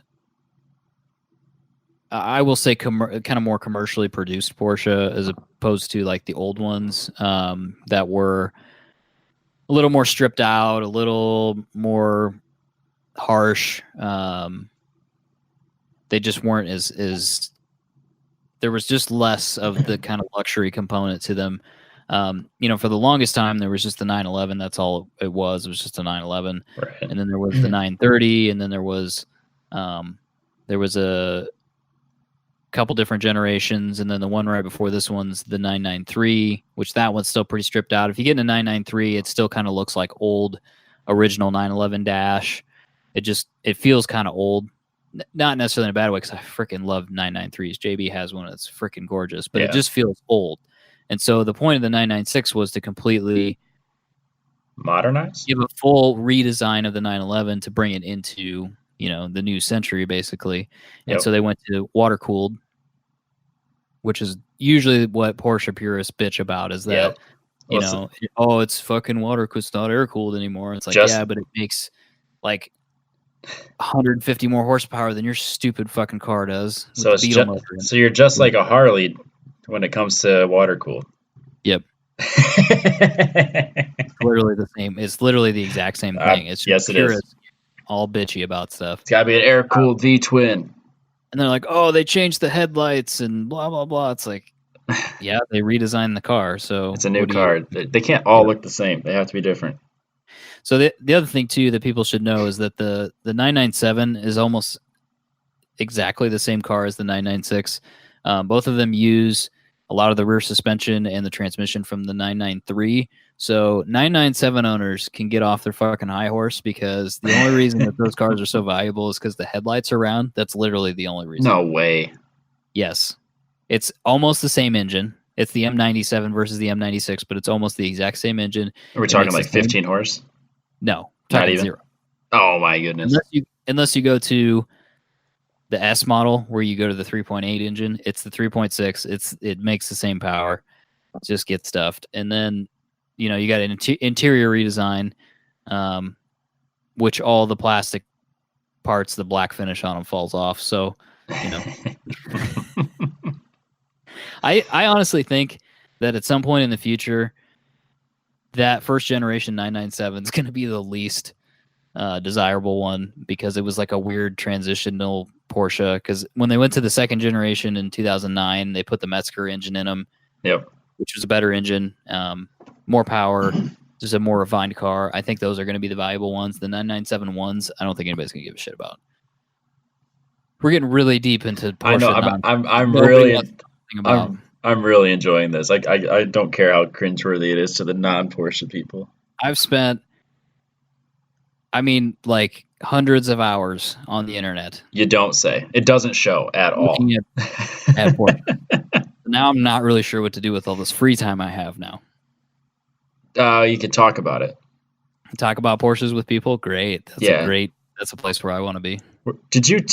I guess no, you couldn't have, because you went and drove it. I was going to say, did you take the Cigars and Coffee on Saturday? No. There's one coming up this Saturday, the one that has just passed if you're listening on Sunday. Will you be there to talk about your Porsche with your Porsche friends? I absolutely have to go to... What's the purpose of buying a Porsche? Don't go to Cars and Coffee and tell people you have a Porsche. No, you don't tell them. They have to ask you. Stand in front of it? You have to stand near it, and they're like, is this your Porsche? Or like, is this your 911? Yes, it is my 911. Yeah, it's mine. Thank you for noticing. Let me tell you about it. The interior is Savannah beige. It was an $1,100 option. Here, I have the original window sticker. Is that the midnight blue metallic? It is midnight blue metallic. Oh, JB. I can't believe he knew that. I'm going to have to ask him why he knew that. Because I bet that's a standard color, and it's like the only blue they have. Yeah, I think that it is, actually. Or like only navy. Like, it's midnight blue metallic that's just what it is. Yeah. But, once you get, maybe that's the next step, is you start researching paint codes and stuff, and you learn about all the names for the paints, and then you can go up to somebody else and be like, is that whatever red or what, you know what I mean? And Victory red metallic? Victory red metallic, and you get to have that conversation. You get to be that person. So I guess that's what I have to look forward to in my future, is talking about paint codes and chassis codes and engine codes. And so does the interior smell leathery? Does it smell like imported cigarettes or cigars? No, rich Corinthian leather. No, when I got into JB had his 993 at the shop, and I got into that, and I was like, it smells like Like an old car, like in a It good way. smells. No, it smells like an old European car. Like old European Yeah. cars have this weird smell to them. That's like I don't know. It's like really intoxicating. It's hard to explain. It's kind of sweet. It's leathery. Uh-huh. It's super weird. This smell that old European cars make. This one It's doesn't really have that yeah. smell to it. But yeah, I experienced it in the 993. I opened the door and I was like, oh, it's that smell. I don't know what it is. If it's the treatment that they used on the leather back then. That vintage Porsche smell. That vintage Porsche smell. Get out the douchebag meter. This might be my favorite episode. We're an hour and a half into you just talking about one car. Talking about paint codes and European leathers and stuff like that. Yeah. That's Adam's fine. super thrilled, I'm sure. That's fine. I'm trying to Are think you of ready this. to do some news yet, sir? No. I did some maintenance on my truck. Did you really? Yeah. I put, because not everyone, Andy keeps harassing me to make sure that I do this. So I put in the transmission cooler, and the servo from the Corvette, so it shifts different. And So you then did do all that. I did all that. Not doing that. What's that? You were debating not doing any of it. No, I sold myself on the trans cooler because I absolutely needed it because I was paying attention to what the temps were when I was going to St. Louis, and it was definitely on the edge of as hot as I was comfortable with it ever getting, which means I definitely went above that last year, like going to and from. I know when we went to Ground 5, we didn't because I watched it. Yep. No, I hit at least that long haul. I know that it didn't happen on the way back. The hills right before St. Louis, I hit 199, and I'm like, well, I know I hit way higher than that when I went to RPM in the middle of July. Oh, yeah, fair enough, probably. So, I mean, 199 is not going to cash out a transmission, but it's definitely hotter than I want to see. Yeah, I mean, I get that. Depending on the load on the transmission, meaning, if you're going uphill, yep.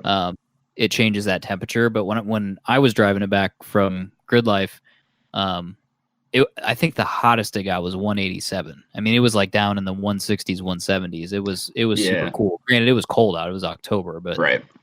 It was like not even remotely a concern. At one point, we got into a hilly spot and it maybe got up to 190, but that was it. Yep.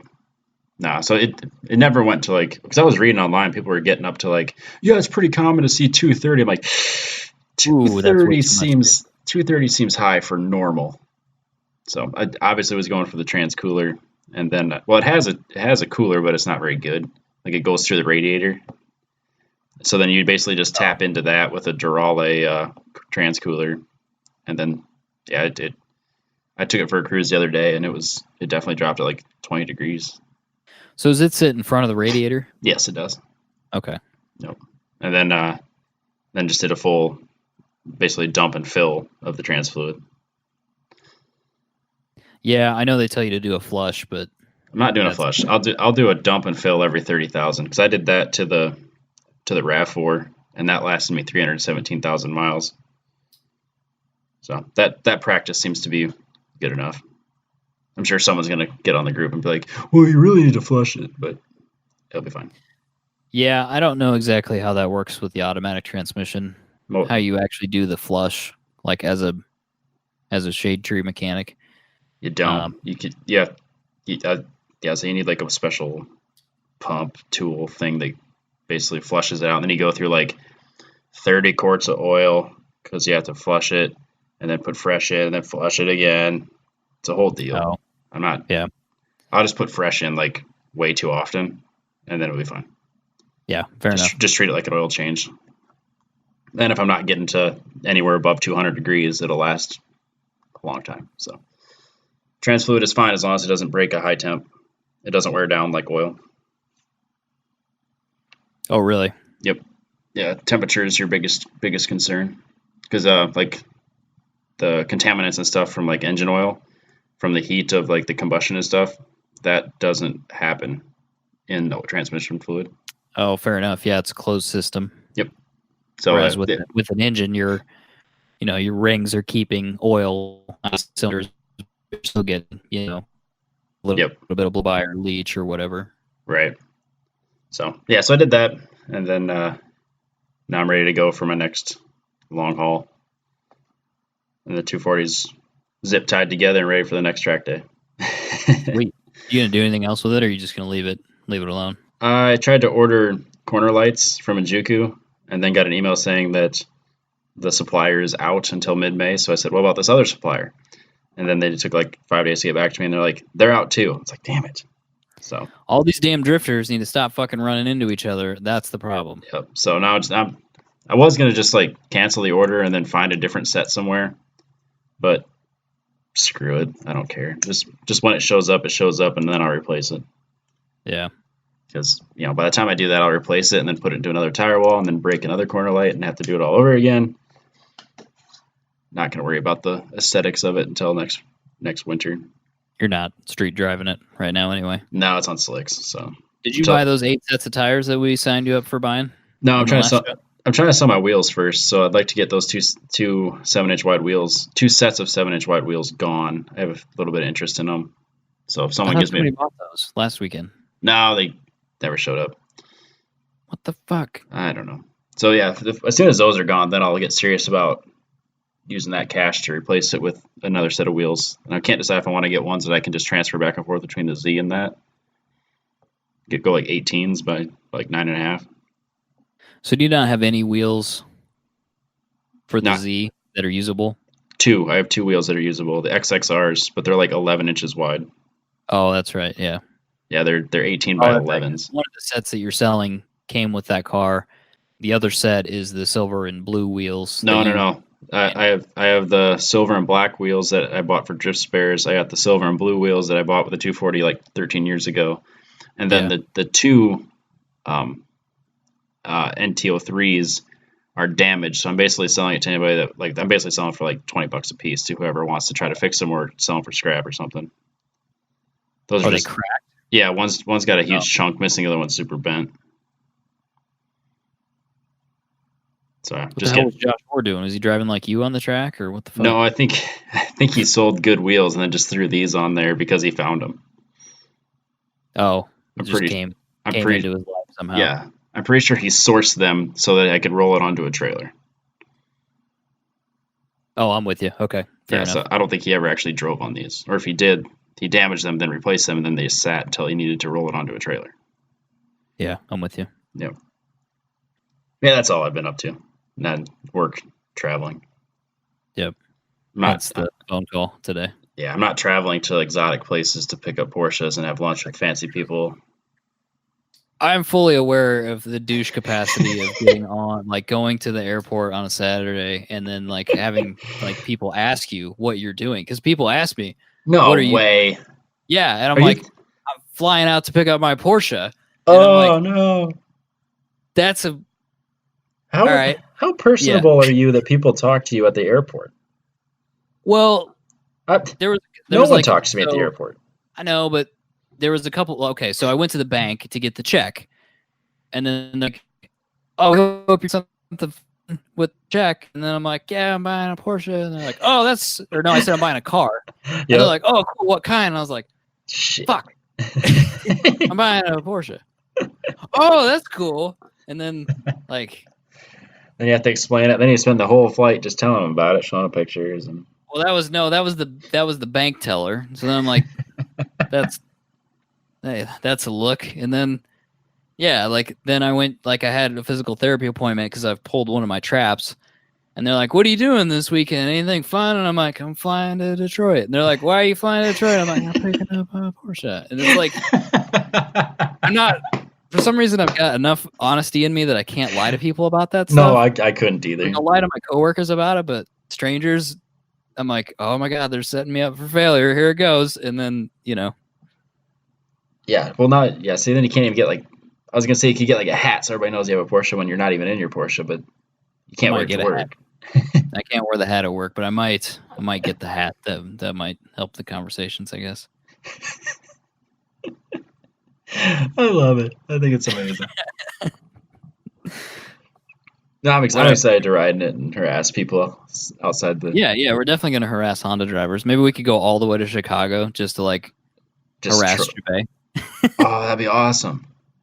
Just do drive-bys with Jabbay's house and yell at him. I could be their next YouTube video. Harassing Jabbay. Actually, harassing Jabbay, the YouTube video would be hilarious. Yeah, I'd make that video. Yeah, it's something to think about. We can talk about it later. Yep, sounds good to me. All Yeah, right, maybe I'll just come home on Friday after, instead of going home, I'll just go straight to your place and then we can go control Hondas. Yeah, that sounds great.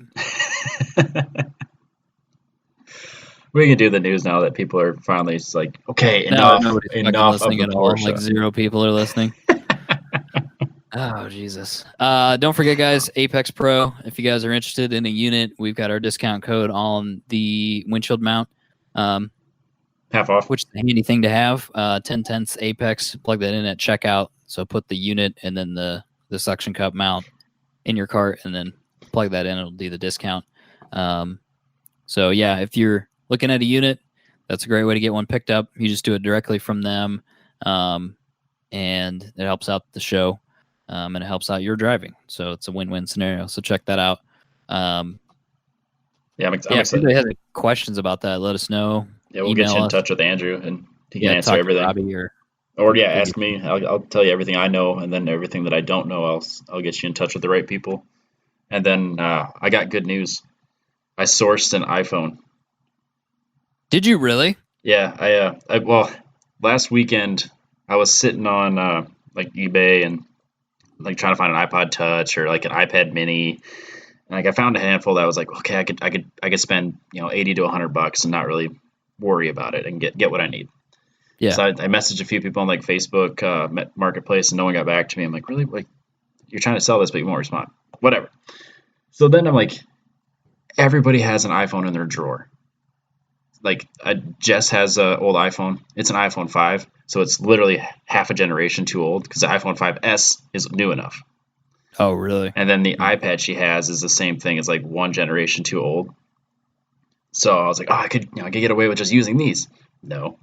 So then I texted some coworker and was like, hey, do you have an old iPhone by chance? Yeah, an iPhone 7. Oh, I'll give you cash for that. So now I have an iPhone 7 that I'm going to use just for a data collector.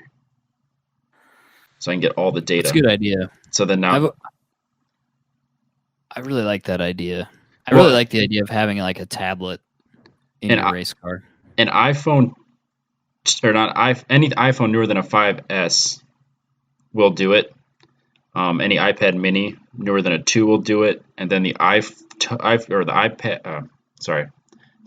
Touch version 6 is the only touch that'll do it, and you can get those for like $120.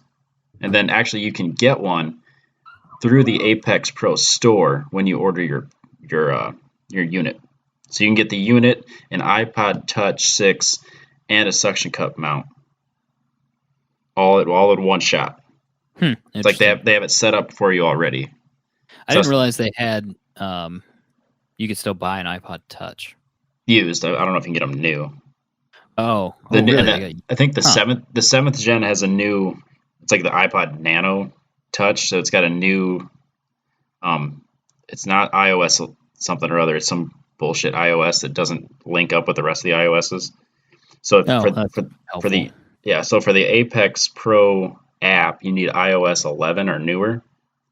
So everything newer than an iPod Touch 6 or an iPhone 5S will work just fine.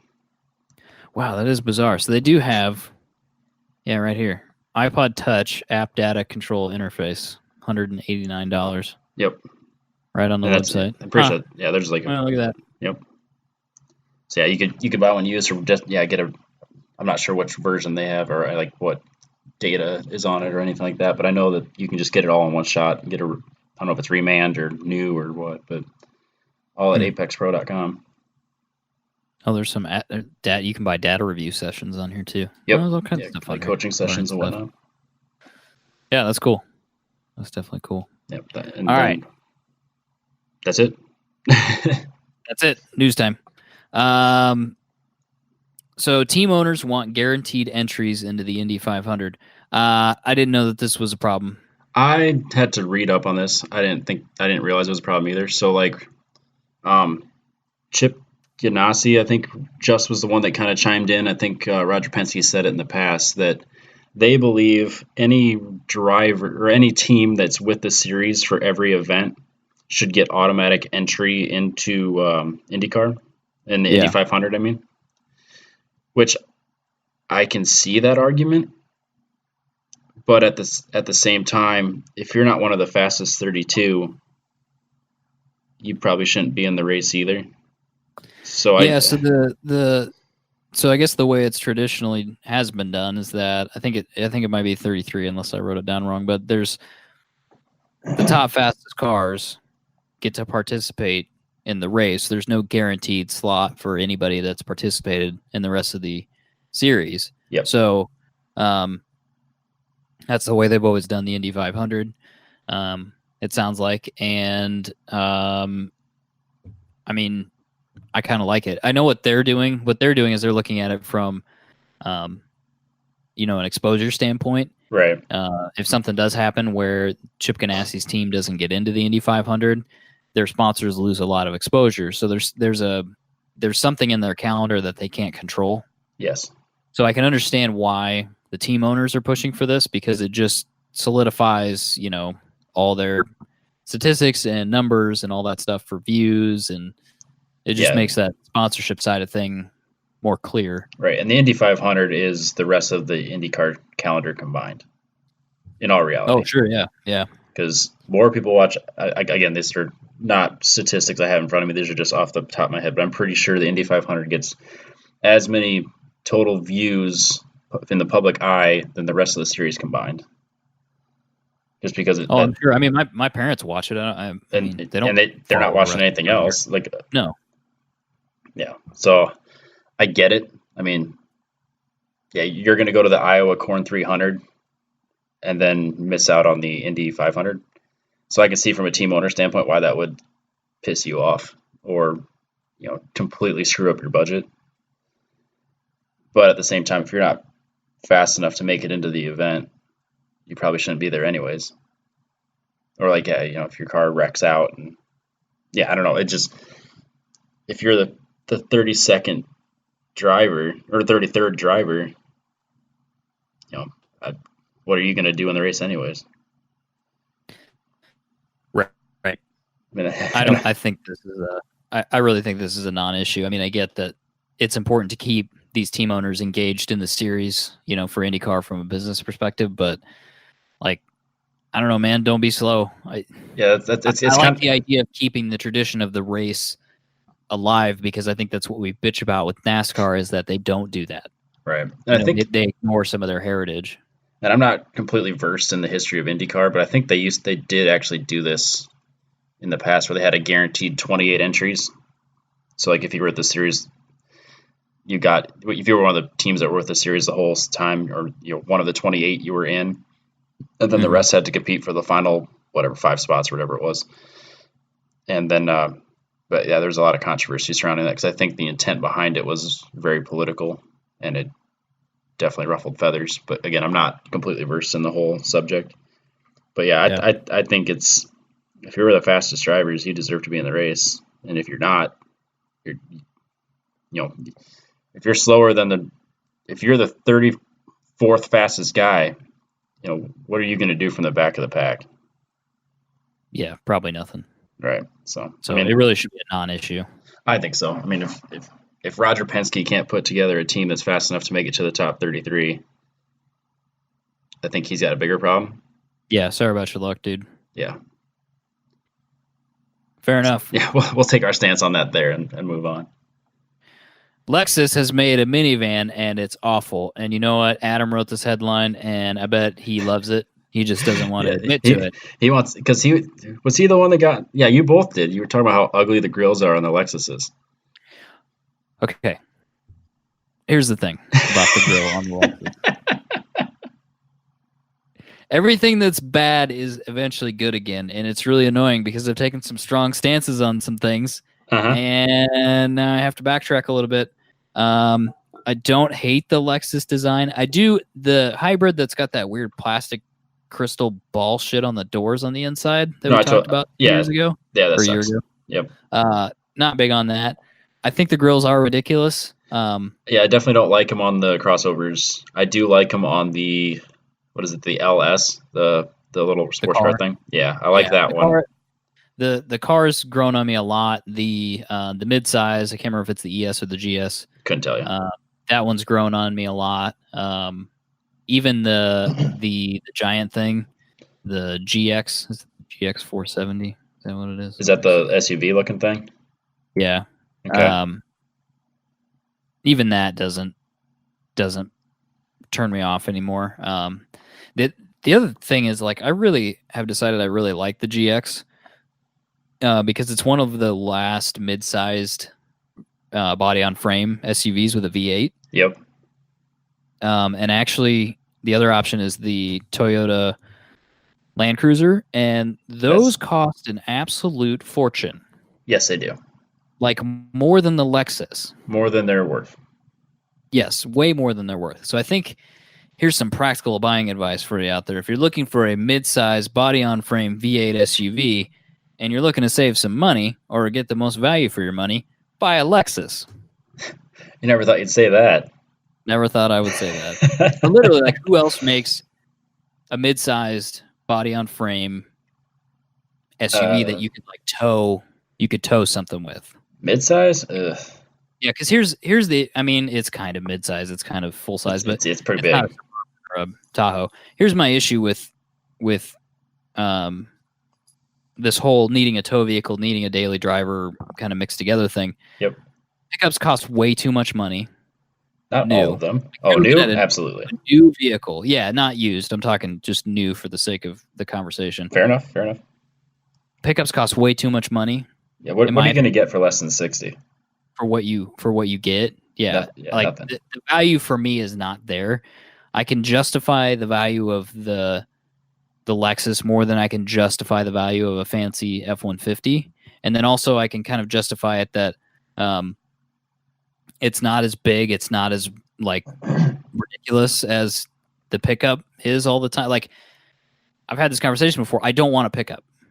You know, it's nothing against people that like pickups or the fact that you have an Avalanche. I do not want to drive a pickup every day. See, I I'm don't. the opposite. I like my pickup, and I know you had your Trailblazer and totally got turned off to it and got sick of it. Whereas I'm very much the opposite. Like I really, really like my pickup, and I'm not saying I'm right or wrong. I'm just it's preference. Yeah, well, that's why people are buying more fancy F-150s than Lexus GXs. But right, I think for me that's like the best balance of all worlds, where you have something that you can haul stuff with, you have something you could tow a race car with, you have something that's reasonable to drive every day.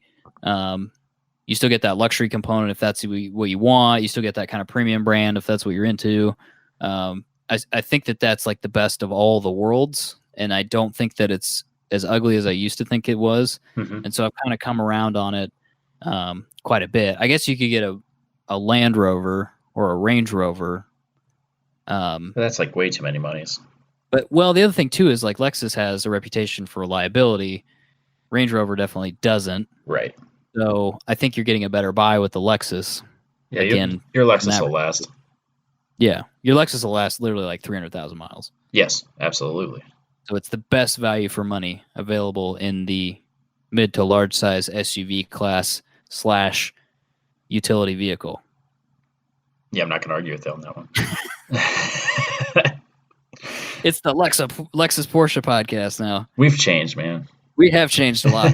But anyway, this Lexus minivan that Adam thinks is primo, really nice. It's based on the Toyota. I think it's pronounced Alphard. What? Alphard. That's not an American minivan, then, right? No, that's definitely. I'm gonna say probably Japan and China. Okay. Well, they have. It looks freaking huge. Is it huge? I don't think it is. I think it's smaller than it. Than it looks. I think it does kind of look like a bus, but I think it's smaller than that. And the grill is so comically huge. The grill is large. And it's. I like it because it's so terrible. Because it shouldn't be there. It's so ugly and so ostentatious on the front of it because it's so much chrome and like faceted grill nonsense that I actually kind of like it. Yeah, it looks ridiculous. I can't take it seriously. And I think that's why I would go, yeah, okay, fine, it's good. I mean, it's bad, but it's good. Yeah. And the reason that they're doing this is that people in Asian countries will buy the Toyota version and we'll use it like we use Suburban. So like they'll, Yeah, celebrities use them, executives use them. I'm sure people are kitting them out with fancy shit, and so yeah, I'm sure Lexus there's is a whole following. jump on this bandwagon instead of having aftermarket companies build these modified minivans. They'll just build one. So this one's gonna have. It's got 26-inch TV in it. It's got privacy glass. It's got massaging seats. It's got all this. I think it's cool, man. I kind of like it. The interior is what really blows me away. It's like the private class of a airplane when you're flying across the country. Dude, It's it like makes way more reclinable sense seats. than like an S class. Oh yeah, Like, look at all the space you got. Like, you have work surfaces. You have like you can actually recline the seat. it's like You a got that. lazy boy. Yeah, like it totally makes sense if you're a rich dude. If you can deal with the fact that you're rolling around in a fancy minivan. Like, If it you're makes that way if you're more. that rich, you should be that comfortable that you don't care what you're driving. No. Well, I'm you're not comfortable. driving it, Well, obviously. letting somebody else drive while I'm comfortably sitting in the back. Yeah. I like it. I think it's good. I I think don't even it's think it's that ugly. I like it because it looks like a transformer It definitely looks with like a its mouth transformer. open. So that is 10/10 approved. 2 out of 3 because the other Out one of doesn't three, matter that's today. the majority. Sold. We're on board with the $100,000 minivan. I'm in. Let's see our next news story here. Ford is ending its factory support of the GT racing program. This shouldn't be a surprise to anybody. This is like the worst kept secret in the history of all racing. I know they have been talking about this like literally for the Which last year. which kind of sucks because they came back, on the anniversary and they went and they won. They brought the GT back and it's great. But then it's like, well, we did it for a handful of years. Now we're done. Yeah. It sucks to see factories come in, race for a bit, and then leave again. I'm assuming they're just hemorrhaging money, Oh yeah, I'm sure this is hugely and expensive. it's not they're not getting any sort of a return on investment, which sucks that it has to be a business. It can't just be for the love of racing. But yeah, again, you can't just burn through money and expect it to last. No, you can't. It's been a very successful race program in WC and IMSA, but maybe it's been good. I think it's been good advertising for Ford, but they've just Yeah, decided they're going to do. maybe. They're not like dumping racing, but they are decidedly moving into some other series that maybe won't be as expensive. Yeah, and the frustrating thing about it is that they said potentially they'd go to like Formula E or something, which is like the Yeah. polar other end of the spectrum in my eyes.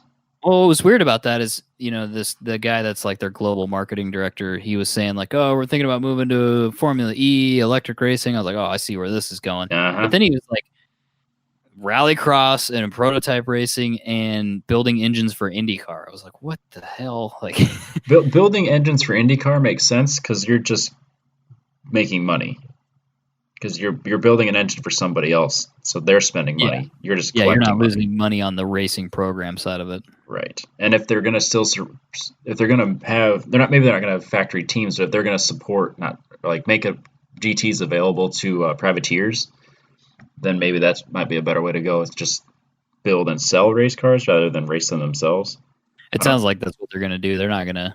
It's Which not would, like we won't see Ford GTs racing anymore. It'll just be privateer teams. yeah, and I think that also kind of goes into how I believe they mishandled the Ford GT by selling it for way too many monies and then not selling enough of them. Like Yeah, if they would have, flood the market with Ford GTs, who gives a shit if you're selling them for $300,000 and you're selling 10,000 of them, and it completely funds, it gets its return on investment in the car development as well as the racing program. Because you win on Sunday, sell on Monday, and you actually can buy a Ford GT and not apply for it. I don't know. Maybe yeah. there's a reason I'm not in business. So That too, but that I think the issue with that is it goes back to the thing about people being worried about values of cars, right, and they started to see that the 2005 Ford GT had a collector car value associated with it, where they were selling for more than they sold for new. They're like $100,000 or whatever new, and now they're selling for 150 or whatever. Yeah. And so now they're like, oh, we need to control the supply of Ford GTs and make sure they only go to like really rich and famous people so that they'll talk about them, and then the market will support the value of them. But then they said they can't sell them, right? So it's like, well, okay, yeah, so maybe like 5 years from now it supports the market value of the Ford GT, but also it is a Ford, like, right. And I think they kind of hung themselves out to dry because yeah, that value is not going to be reflected in Ford. It's going to be reflected in whoever hangs on to them for 10 years, 20 years, whatever. yeah, and it doesn't change the brand value of Ford. All it does is make these particular Ford GTs very expensive on the used market. Like, Right. it doesn't add prestige to Ford, in my opinion. I don't think No. nobody's like, wow, that Ford GT is awesome, I'm going to go buy an Escape. Like, nobody's making that buying decision. Yeah, it's cool to see that Ford's done really well with their racing program, and maybe it encourages someone to buy a Mustang, but I don't think that it really significantly changes the way that your brand is perceived. No, I completely agree. I think that if they would have put the Ford GT in a lower price bracket and competed against the Corvette, like you have a cheaper version, like a base model Corvette, and kind of have it somewhere in the realm of possibility when it comes to pricing. And then you have like your upper echelons of the Ford GT, and like, yeah, you put your V12 or your V8s or your V10s in it, and you make it just ridiculous, and then charge your $500,000. I don't know. I think that would be a better way to go, and it would sustain itself. Like, it would go back, put money back into Ford, whereas right now I think they lost money on the whole thing, or maybe not Yeah, lost money, but they definitely didn't come out ahead as they could have. yeah. But again, So I'm not a businessman. I'm an engineer. I don't know anything. we'll still see Ford GTs racing, but they've decided to at least end the factory backing of the program. Yeah, that's too bad. So we'll just have to see how that affects the teams in the coming year. Yep. Texas police issue prank coloring parking tickets, meaning parking tickets that you can color, and you can probably put together the joke on that. Because some idiots parked over into the handicap parking spot because their pickup was not small enough to fit in the lines, according to the driver. So this is the South Lake Police Department in Texas, and the note says, it's just a white sheet of paper. It says, we noticed you had a little trouble staying inside the lines when you park next to a handicap space. Maybe if you practice coloring our patch and staying inside the lines here, it could help you avoid citations in the future. And they didn't write a ticket as far as... No, there's no money involved. They literally just trolled this dude, and good on them. Yeah, I was thinking about this. If they would have gave him a ticket, he would just be resentful.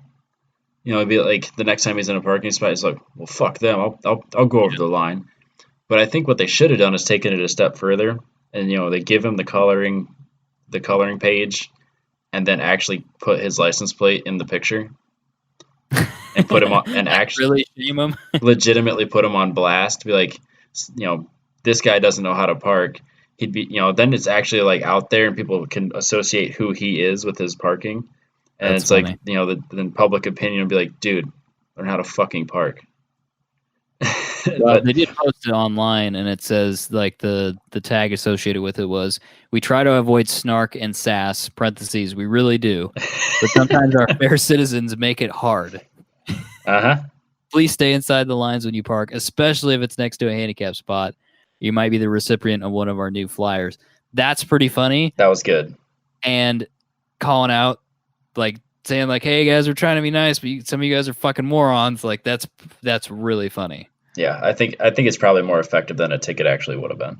Yeah, and that's, realistically, that's what we can get. We don't have to get into this whole discussion, but really what police and, public enforcement and stuff like that, what they should be trying to do is to protect and serve. To protect and serve, to mitigate crime. Crime's a little strong for what this is. Yeah, like a ticket. It's crime, but is it crime the way that we associate with the word crime? No. No.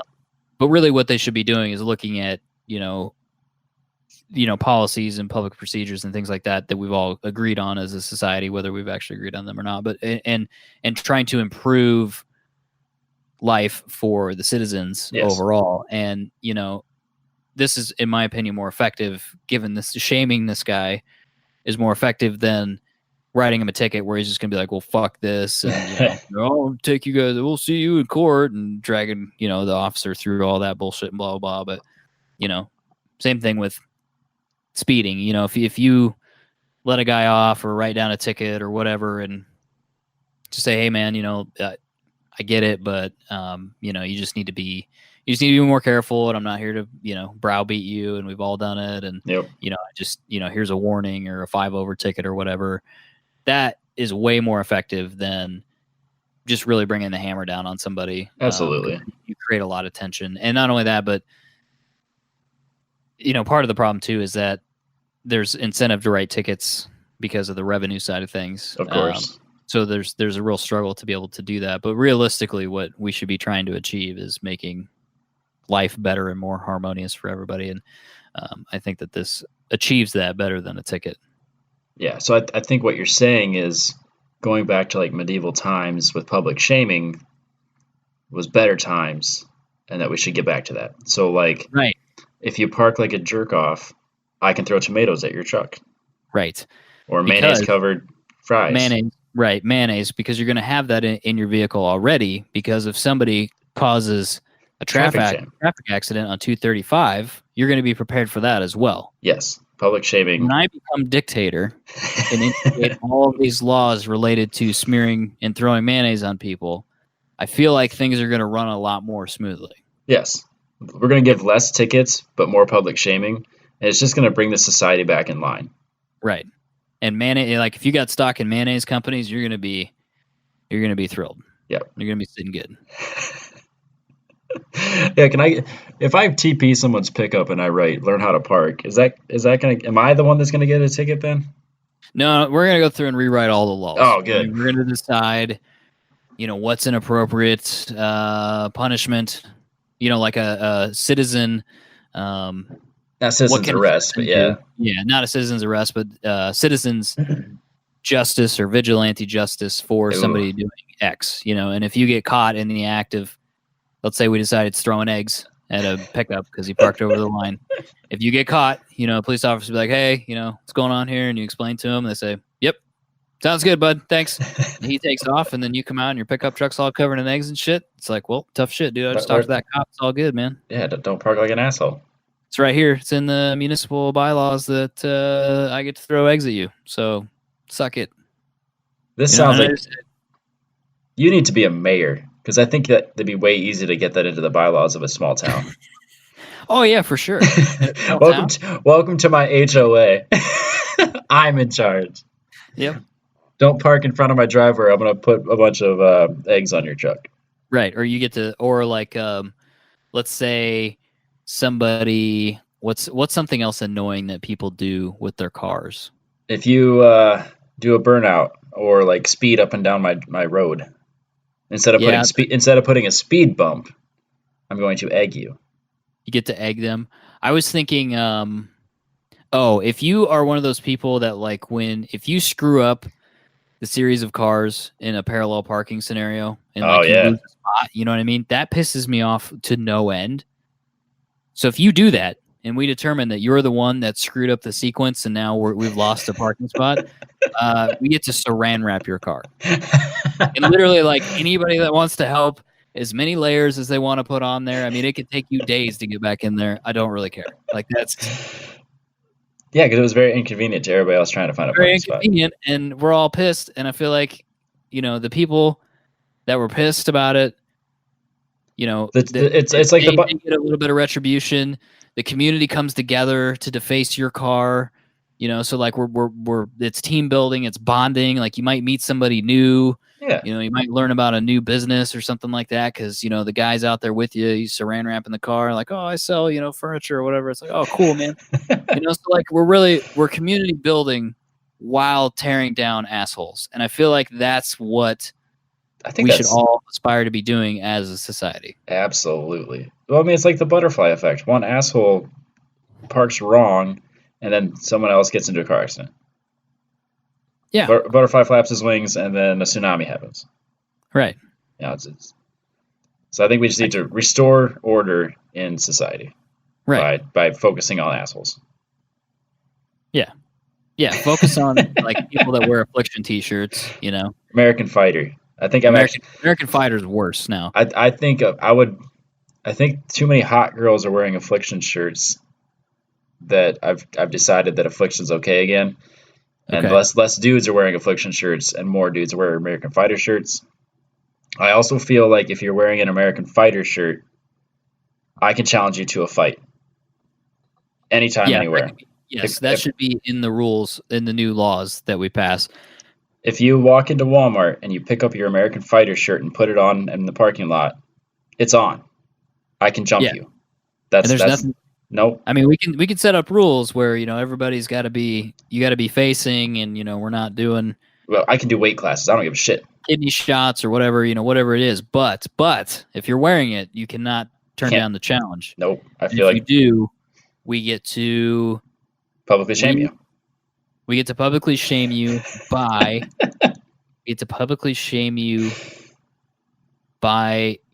We'll get one of those dunk tanks, and we'll fill it full of ranch dressing, and let people throw rocks at the little target thing or balls. Yep. To dunk you, and they get to do that for an hour. I think that's fair. I feel like putting on that shirt, you're asking for it. I don't know. Well, I would like to meet one person that does jiu-jitsu or karate or boxes or whatever that wears American Fighter. Like nobody. One person. No, nobody. The only people that wear those shirts, it was Affliction, it was American Fighter, and then and it used to be Tap Out. You would only ever wear a Tap Out shirt if you didn't fight. And the only people that did fight that wore them were being paid to wear them. Yes. Yeah, I don't know. Like if you saw somebody wearing, like, let's say, a Title boxing shirt, you knew that dude was dead serious. Because that dude bought the cheap stuff so he could train and got the free T-shirt. So I'm just saying, my utopia, which I think is fair to call it a utopia. There's not going to be a single douchebag in there. The soon-to-be West Des Moines. Soon-to-be West Des Moines. When I take over as mayor of West Des Moines, you'll see a large increase in stocks related to mayonnaise or ranch dressing or eggs and saran wrap. I can't wait. Next week, Adam's going to be like, this is the worst episode ever. And I'm just sitting back going, this is my favorite episode ever. All right, let's wrap this up, Robbie. Is there anything else? I think that's it. I don't have anything coming up, so. Join the consortium. Follow us on Instagram, 10 Tenths Podcast. We would appreciate it, and we'll catch you guys next week. See ya.